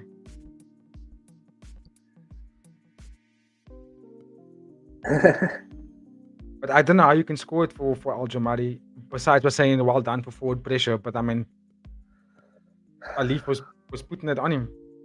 Yeah, but I look, if your metric is damaged, bro, you only have to look at this man's body.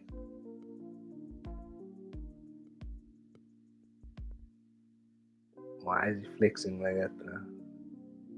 This guy is trying to buy his way in here. Yeah, I think he's trying to get the judges in his favor. Mm.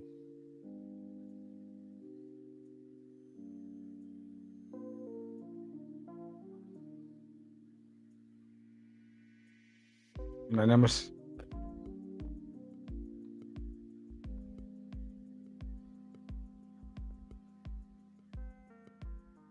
Yeah. Alif.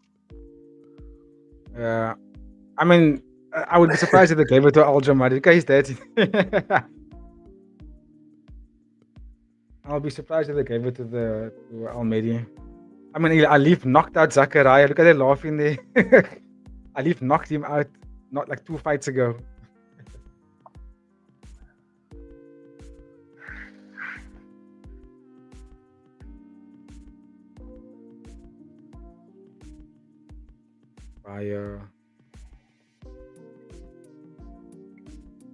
Shayman, he was very scared of the power punch of Almeida. He was like, I don't want to get touched by this one.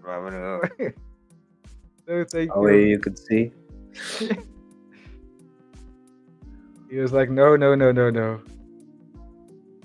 He's in the chat here saying bonus on the one championship. Let's see if he gets it. I'm listening here to the interview. Never mind the bonus. Just give him Prajan Chai right now. Face off. Let's go. 61-9. Away. He's 61-9, yeah. I like his style, bruh. I'm a big fan of Alif. I think he's one of the guys that really knows how to use his range. And also for strawweight, you're 6 foot tall in strawweight. There's no 6 foot. That's ridiculous, yeah. There's Prajan. Let's go. It moves about. It's bigger than Prajan Chai. Someone telling him keep it warm for me. Oh, hey. Yeah, he's still. You will never check Prajan Chai as a killer if you see him in the street. No? He looks too cool. Man. Oh, hey. Just a chilled man. But he's a devastating striker. And Alif's only 21 years old now. They're fast striking him here. You can see he's got that cockiness about him. Yeah, he's very arrogant. I like it. He looks... He's very humble. He's saying not much to say. Prajan Chai is very, very good at what he does. This guy just roundhouse the man now. Dish. Take his belt. Yeah. Yo, he's tall for this division, bruh. He's cocked tall, bruh. Strawweight, bro. It's like he's a grade older than everybody else. Yeah. He towers over Prajan Chai.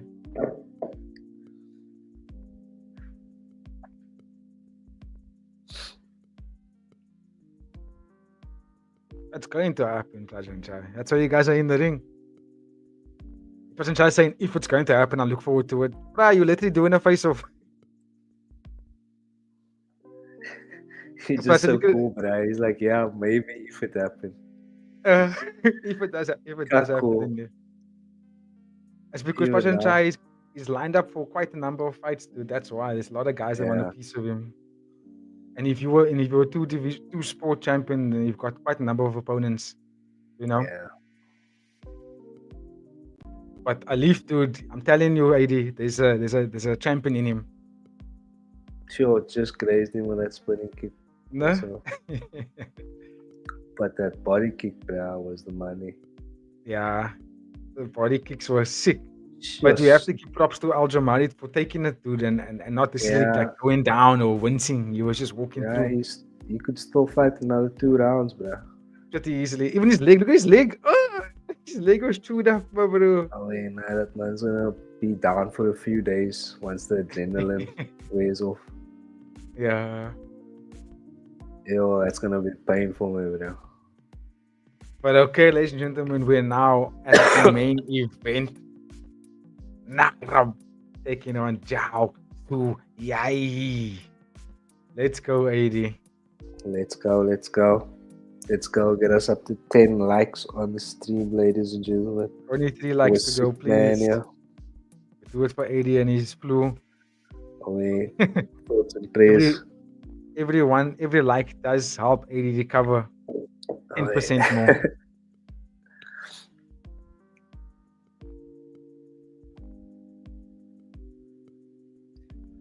So yeah, what happened with Johan, bro? Oh yes, so basically, dude, it's what we just watched now. Same kind of fight, right? Estupinan was forward pressure, like Jamari being the one that was dictating the pace, but everything that he was throwing was just missing. And Naito just evade overhand right, evade deeps, evade calf kicks, and just like landed everything he wanted to land. Check left hook dropped Estupinan the first time, then a straight left jab drop, basically almost dropped him. Estupinan went down, but bounced back up and then survived. Then at the end of the fight, like literally the last 2 seconds of the fight, another left hook dropping Estupinan again. But again, a flash knockdown. I did say Estupinan, I want him to win. I wanted him to be the one because he's younger and everything like that. But if I'm being honest, the experience of Naito, having fought against fighters like Super League and then being there against the best of the best, does add up, right? It does give you a lot of knowledge on how to fight these fights, and you could clearly see in that fight that the experience of Naito was just better. It was smoother, slicker. Like I said, knocking him down. And what I didn't like from Estupinan is what he does. Oftentimes, he didn't. What I wanted to see him was what Jordan Estupinan does is be a little bit more, not necessarily elusive, but like more precise about your entries, right? Choose the entry very specifically. Use kicks and tip kicks to set up that entry, and then you can let those hands go. He was entering with a 1-2, or entering with like a wild 1-2, and then Naito just goes, slips and lands something on him, and that's what was happening for most of the fight. Was that he was entering with wild punches, and it allowed Naito to just slip them and land his stuff, and was cleaner. And that's how Estupinan lost the fight. Essentially, it was just entering almost recklessly. But that's what you get from him, right? He's very reckless, and he went up against someone that was privy to the style and knew how to sort of navigate that forward pressure. And Naito is, like I said in the preview, he's a decision king, bruh. That's what he does best. His game plan against people. So that's what happened. He's a contender. I mean, he's been a contender in the past, right? He's fought for the title before. Only 29 years old. I definitely think that he can be a contender. The only reason why we don't see him being fast-tracked is because he's not finishing anybody. Right? He's not ending fights. He's just going to decisions all the time. And Chauti Sitetong did call out Jonathan Diabella for doing the same thing. Lots of decision wins, no finishes. So it's like, let's see the killer instinct a bit more. Let's see what you can do with that killer instinct. And I want to see that from Naito. Look, he also looked different. Naito looked a lot more muscle-bound. He's always usually the thinner fighter, but now he looked jacked, bruh. So you can see he's trying to work on that power advantage. I mean, he dropped Estupinan 3 times, so he has been working on his power strikes. But personally, I would put him in that top 5, top 10. He's already in the top 5 of the kickboxing. I would say put him in the top 5 of the Muay Thai as well. Let me just make sure that I did see him in the top 5. He's now ranked number 3 in the flyweight kickboxing, but he's not in the top 5 of the Muay Thai. And I can understand why, because the other guys above him are obviously a lot better. But I think if he could add finishes to his game, he definitely would be considered by one championship. But because he's decisioning everybody, he's gonna be getting those fights a little bit slower. You know what I mean? So that's what the result is there.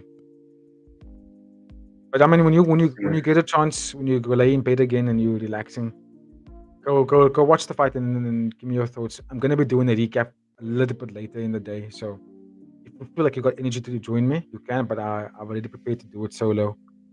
Okay. Easy. I can feel myself also getting sick slowly but surely. I'm just holding out in my mind, in my body. Just hold it. You got one more live to go. Just one more live, and then you can get sick. Yeah, it's not liquor, bro. Yo, it's boring. Nice. Super boring. Tyler's like, this whole week just been laying in bed trying to come out of it, but it's been tough. I mean, I still had to work, bruh. But yeah, it's easy. Oh, you still working? Yeah, but it's like working from home and like I can waste the mean, so like I don't feel well, so don't like expect much Yeah. from me. Yeah, of I course. understand, you know what I mean. So yeah, it's Yeah. not ideal, but it's not the worst thing in the world. Everyone is sick at this time. Like I still went to Fix yesterday and I was looking for Med Lemon. I couldn't find it, and I was like, "Yo, is everything sold out here?" It seems like everyone's coming here for flus, and the woman's like, "No, there is Med Lemon. It's just I just didn't see it." But anyway, That's just a hearing fair this, thing. yeah, dude, listening to it this week, the amount of people that's been messaging me in terms of being sick, it's madness. Anyway, So, man, last this week, man, so was all sick. Are we gonna get a finish here from Nakrob and Jaosuayai, bruh? Because I see there's a lot of decisions on this card here. yeah, there's been a lot of decisions, but like So, great fights though. Even though they've been decisions, they've been great fights. I think we're gonna get a finish here.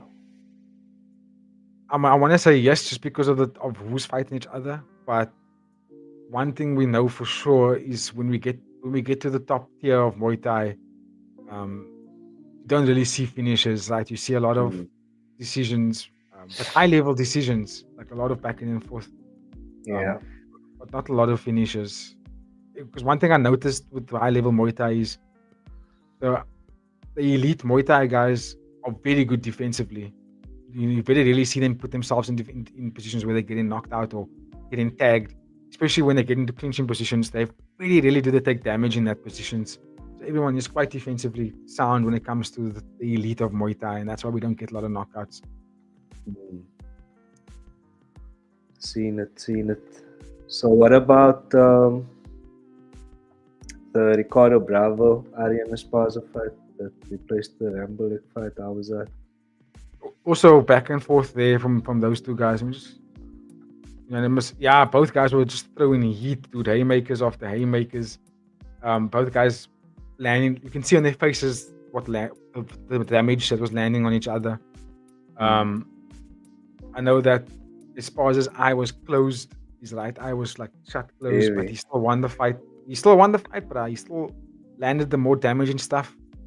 He was cleaner. He was more active. He was being the more active fighter. The other dude, Bravo, was a bit more antique. Like he was playing for the fans, the crowd, smiling, doing weird stuff to the crowd. And whereas Esparza was like, "I'm gonna punch your head off," and it made for like a back and forth fight. Towards the end of the fight, for some reason, Bravo had a lot of energy and started really throwing some heavy stuff, but little too late. Little too late for me. I think Esparza just did the job over the first 2 rounds.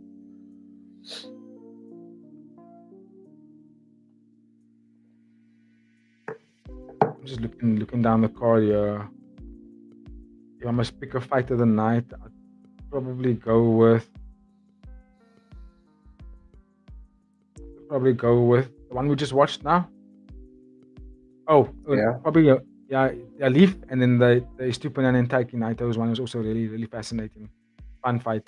Ghazali and Diego Paez was also entertaining, but I think what I'm remembering mainly from that fight is the result rather than how the fight played out. I thought Ghazali did the most of the work, but they gave it to Diego. And Diego didn't even make weight. Sure. And he's the more experienced fighter, no? More experienced. He's got 4 different titles in 4 different organizations. He's got a gym where he's the head coach. He's he is the bra. But to see him not make weight is like, huh? Jail, bra. You know what I'm saying? And also Ghazali was putting on a lot of work, dude. He was landing a lot to the body. He was doing a lot of damaging shots. He had Paez on the back foot for majority of the fight. In fact, for the whole fight. He had Paez fighting very counter-strike, very reactively, and I just thought, how do you score for this, man? He didn't even land anything significant. Anyway, we are here now. Let's go, Jaosuayai.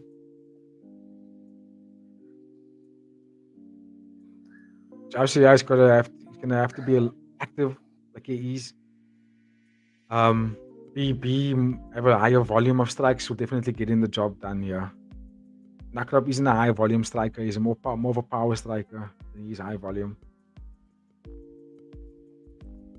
We have 50-50 in the poll. 50-50. Interesting. Got some Nakrob fans here.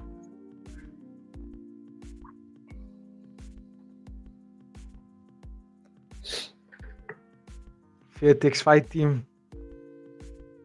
Fairtex. I see Fairtex. Fairtex.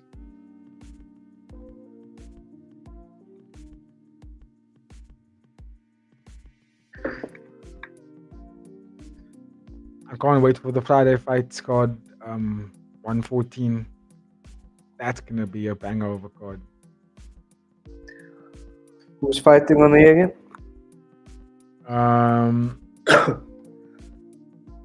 Nadaka Yoshinari. It's a stack card. Peter, weren't you speaking about that man now the other day? Who? Because he looked like somebody else. Speaking about who?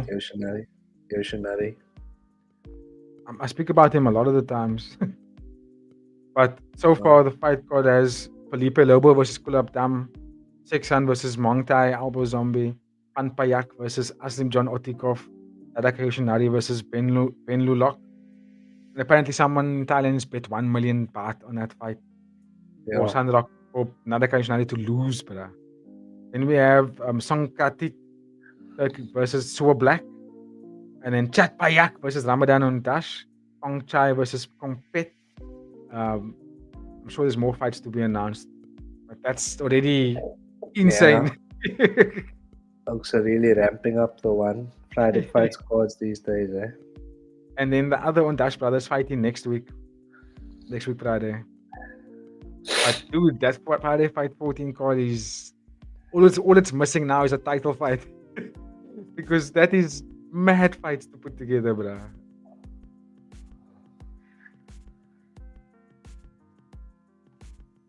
But yeah, I'm looking forward to that.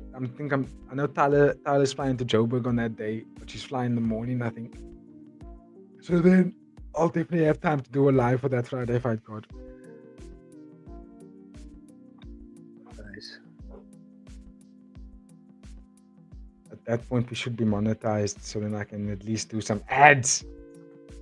Use our promo code now to get 50 of your next bet on Betway. No, on Sporting Bet. Black Java, bro. And Black Java. I think Sporting Bet does have a affiliate program. I must just look into it again. Yeah.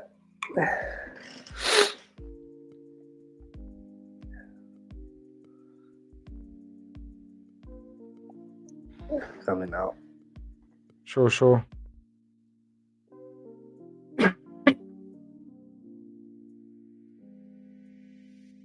Just one more live, guys. Just one more live.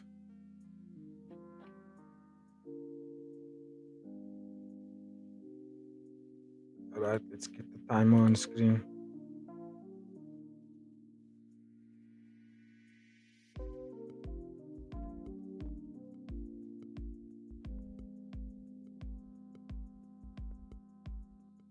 As the main event, let's take it away, Dom Lam. Let me know in the comments, please, who do you think is going to get the job done? Which team are you in? Are you team Nakrob or are you team Jaosuayai? I'm definitely team both these guys, but I think that Jaosuayai is going to get the job done. Yeah, I think Jaosuayai is going to get the job done. I think Yuki Yoza is also going to be fighting soon. He's probably going to be fighting against Pitstonon.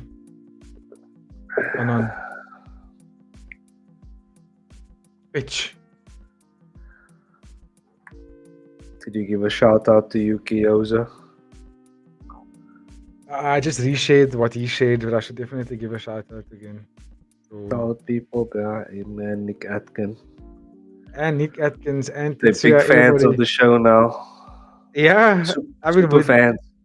they subscribe to the platform, to our channels, and to our social media pages. So, They're officially what super does fans now. say? If the inside, now every time I see a person of color that I don't recognize on Tetsuya's Instagram page, and he puts it up, or they put it up on their stories, but they don't put up the name of the person training. I keep thinking that's Tetsuya fight. I'm like, oh, Tetsuya's a POC training there in Thailand. But it's not though. It's always a fighter because then I read the comments and I say, okay, this is an actual fighter.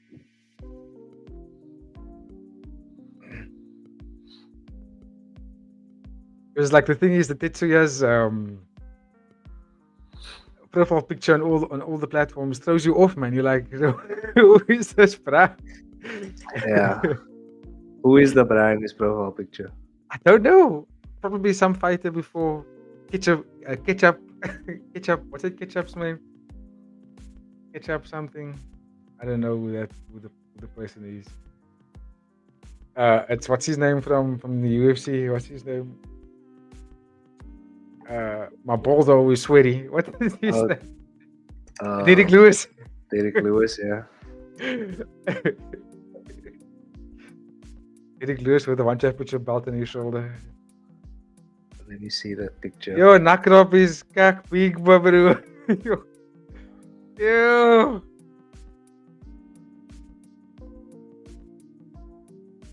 Yo, That's a one championship man now. Yes, I know, yeah.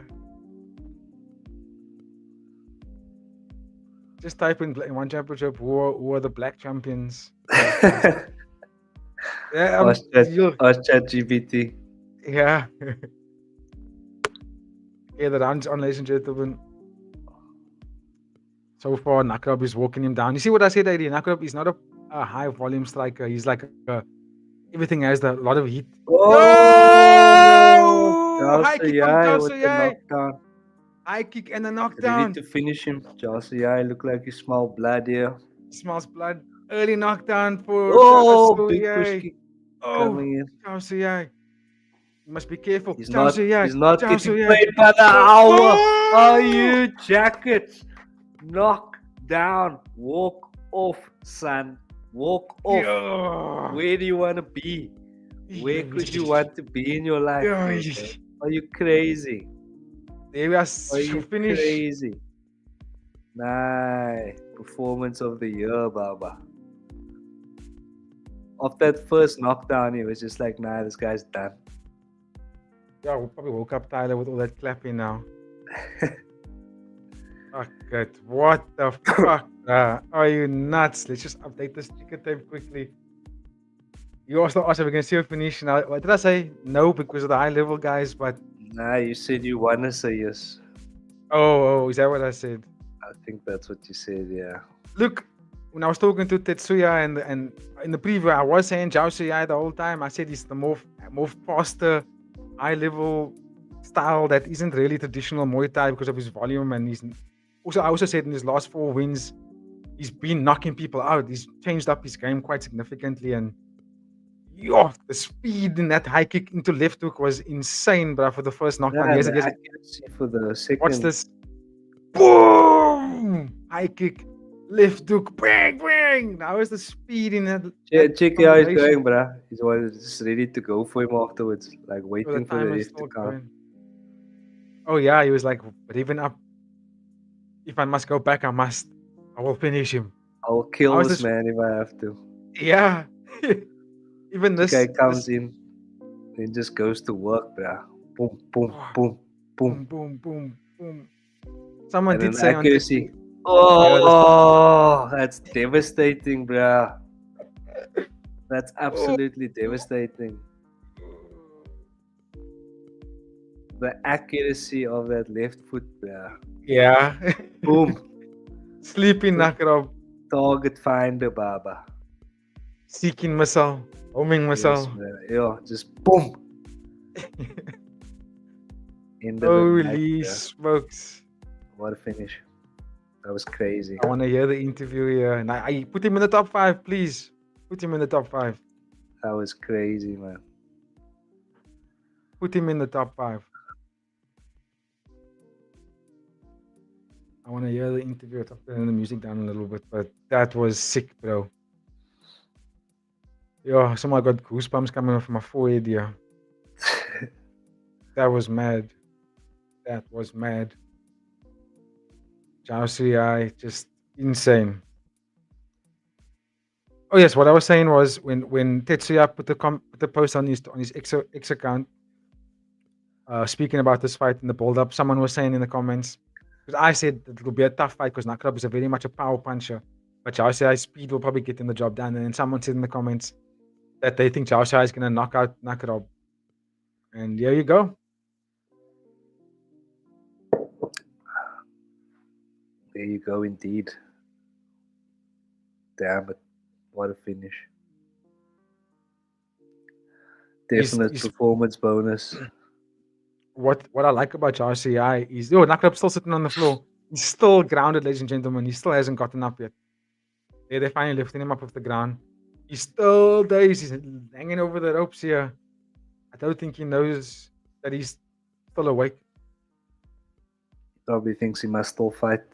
Look there, he's walking very... Did you see how he practiced that kick afterwards? Jaosuayai still throwing, still showing it.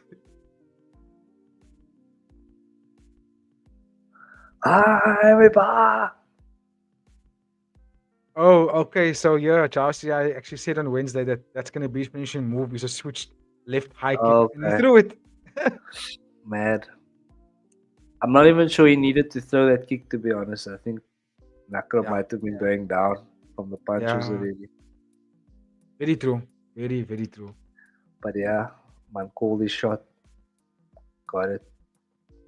Yeah, that's a 4-fight win streak. Knocking the elements out, yeah. And the people he's been knocking out now are fighters who to be considered as the power punchers, right? That hit harder than him. But he slept all of them.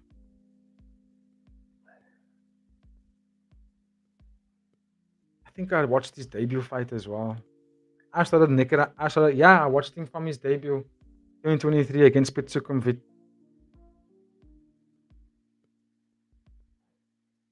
Knocked out Pitsukumvit. Knocked out Yodlek Pet. Knocked out Dennis Purich. Now knocked out Nakrob. Only lost against Kong Torani and Kong Suk.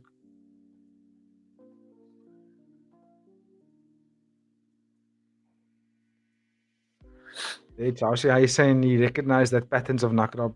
I know it's a very easy pattern to read as well because he doesn't come at you and pepper stuff at you. He walks you down until you don't have any space to move, and then he lets elbows go, like hard, heavy stuff.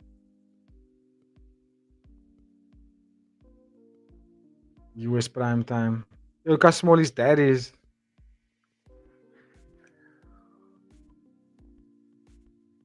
His younger brother. All the bonuses. Give him another bonus. $100 million. The whole budget of one championship. Oh, yeah. Give this man shares in the company after that. Yo, what a finish. And a nice way to close the show as well, eh? Yo. Don't cry, he's crying. It's okay. Love my wife. My children. Even Mighty Mouse. I love my Xbox.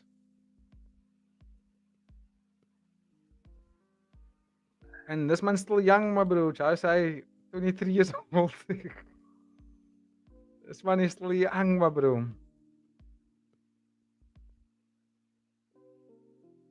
Flyweight Muay Thai's got a new contender, ladies and gentlemen. And his name is Jaosuayai. Let's go. It's fine, bro. You can cry. Don't worry about it.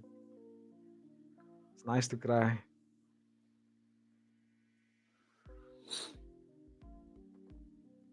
I wonder they should give him Kong Torani back. Try and get that run back. Kong Trani came off a loss against Nong O, ranked number 4. We just took out the number 5 guy in Nakrob. Kong Trani, bruh. Next fight, get the run back. Let's go. Yeah, we got 50K. $50,000. Let's go. 50 G's, baby. Let's go. Let's try and get an interview with Jaosuayai. I'm gonna DM him on Instagram. Try and get an interview here with Jaosuayai. There's his mother. On Twitter. Yeah, check. I know I followed him on Instagram with both our accounts. My account It's and difficult to find the timer because the accounts are in timer, so they don't show up. Oh, Yeah. you know what you can do? So what I found it is I go check out who Tetsuya and Nick Atkins is following. Yeah, that's what I was doing Yeah, that's how you get them. yesterday. But then I was like, yo, nah, this the yellow means to go through here. And come back to this. But I found like a few oaks. Okay, like 50 G's, baby. Yo, but Nakrob is big for flyweight, bro. Yeah, massive. Yo, you look tall and like also Fold a out. wide frame. Mm. But Jaosuayai is that a question mark kick. Feel it. Sure.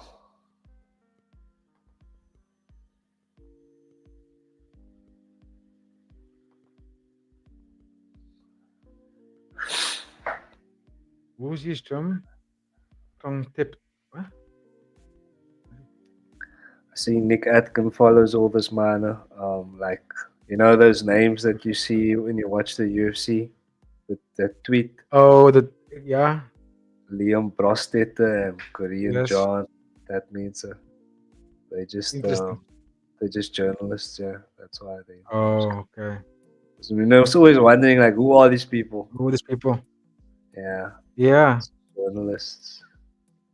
Jaosuayai. So that Japan.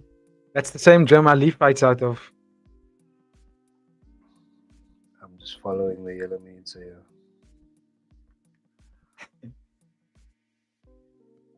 That was definitely fight of the night. Performance of the night. I won't say fight. Fight was too short. Yeah, I mean, was didn't like see under much a minute. of the card, but that I can understand why that would be the finish of the night. Fight I of mean, the there night weren't many goes to. finishes, right? There's only 2 finishes. Why? How can this be fight of the night, bro? The fight was literally like 50 seconds long.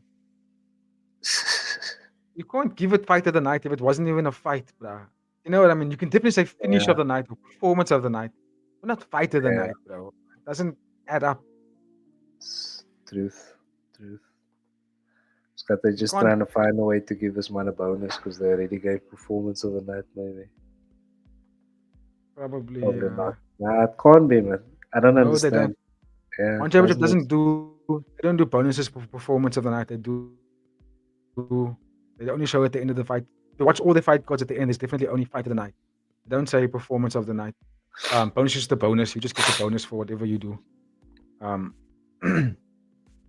But anyway, AD, you sick, bruh. I don't want to keep you up for long. I want you to recover as much as you can, so we can have you back healthy for the next one. But ladies and gentlemen, I'm gonna quickly go over the card just to run back through it. Obviously, in the main event, we just witnessed Nakrob getting starched by Jaosuayai with a beautiful head kick. 2 head kicks, by the way. Giving him a performance of the night for me, not necessarily fight of the night. Fight wasn't long enough to give it fight of the night, but performance of the night for sure. Alif, this I would go as far as to say probably fight of the night. I'll put it on top there with the fight between Estupinan and Taiki Naito, but this was definitely up there with fight of the night. And now we get to see Alif potentially taking on Sajjan for that Soviet title, Muay Thai title.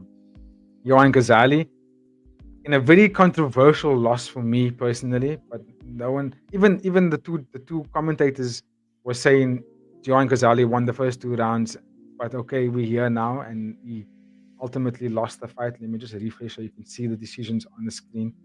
Look, the split decision, he lost to Diego Paez. Good fight, regardless, but I do think that Johan Ghazali actually won that one.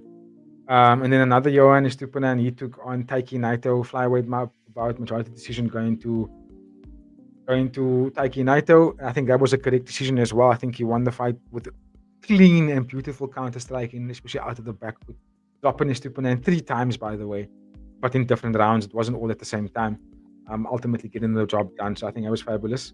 And it was also a good loss for Johan Estupinan because now you can go back and realize what he needs to do differently when taking on someone that's a lot more experienced. This fight was a bit strange. Ibrahim Taouev beat Magomed Akayev. I thought Magomed Akayev won the first 2 rounds, but okay, they gave it to Ibrahim for I don't know what, but he won the fight. Just a lot of wrestling. But in terms of striking, he was definitely losing the striking department. Ricardo Bravo versus Ariane Esparza was a fascinating fight because I think Ricardo was trying to be bullish with his height and weight advantage, but was missing a lot of the stuff. Did land some cool shots at the beginning of the fight, but I think Ariane Esparza started to take advantage with his conditioning and his more volume and landing cleaner, and ultimately he won the fight on landing the cleaner shots. But it was a good fight regardless. Nicholas Vigna took on Zabrilov, and Zabir won the fight through a first round onslaught, 45 seconds of just mayhem, and then he ultimately got the job done via a stoppage. Blood was gushing out of Nicholas's face. So Nicholas, I think, is going to have to hang up the gloves if I'm him. For Zabir, good fight, but the only 2 things I can say on his performance was, 1, get your weight in order. Number 2, I want to see what he looks like in rounds 2 and 3, because his style of fighting, for me, doesn't seem like he can actually go past that first round. So I want to see him up against someone that's going to not allow him to do what he does in that early exchanges, but still a very good fight, and he's still undefeated, so big ups to him. And then Tajir Kolilov beat Liao Shishu. Liao Shishu, only 19 years old, looks really good, tall fighter for the 145 pound. Fought really well, but then got tired after round 1, and Tajir started to take control of the fight round 2 and round 3 and put on a good performance. But okay, that is my time, ladies and gentlemen. I'm going to give you a lot more detailed breakdown of this fight when I do the recap a bit later today. AD may or may not join me, but he did make time to join for the live, so we have to give him a hand for doing that during his time of being ultimately sick. Gang shit. Of course, all of you that joined the live, big ups to everybody that joined the live. Much love. And 13 people in the stream at the moment, bro. I see, so yes, that's mad. At the end of the event, Yeah, there was a coming stage, here for the action. there was a time where we had over 50 people in the stream, Yeah, which is massive. really cool. Much love to you guys. But I know you're all here at this time. I'm gonna take some Z's to recover, and then, like I said, I'm gonna watch some of the fights back again to do a recap, more thorough recap, a bit later today. Any final thoughts, Eddie, before we conclude this? Nah, just I didn't see much of the card. I just saw the main and co-main. But yeah, Jaosuayai, bruh. What can you say? What a finish. What a man. What a contender. Looking forward to seeing him in the future. Thank you everyone who tuned in. And yeah, looking forward to being healthy in the future so I can be back here with the Mana and the Froze Cup and the There we Brutes go. Cup and the Scups Sinjo. Absolutely. No, big ups to everybody. I see a lot of guys are viewing or tuning into the live now. You kind of missed it, if I'm being honest. You had to tune in much earlier. But big ups for actually making it at this point. Doesn't matter. Love to see the support. On that note, myself and the rest of the panel and the team of Fighting with Friends will catch you on the next one. So yeah, stay tuned for that. Have a good one. Cheers.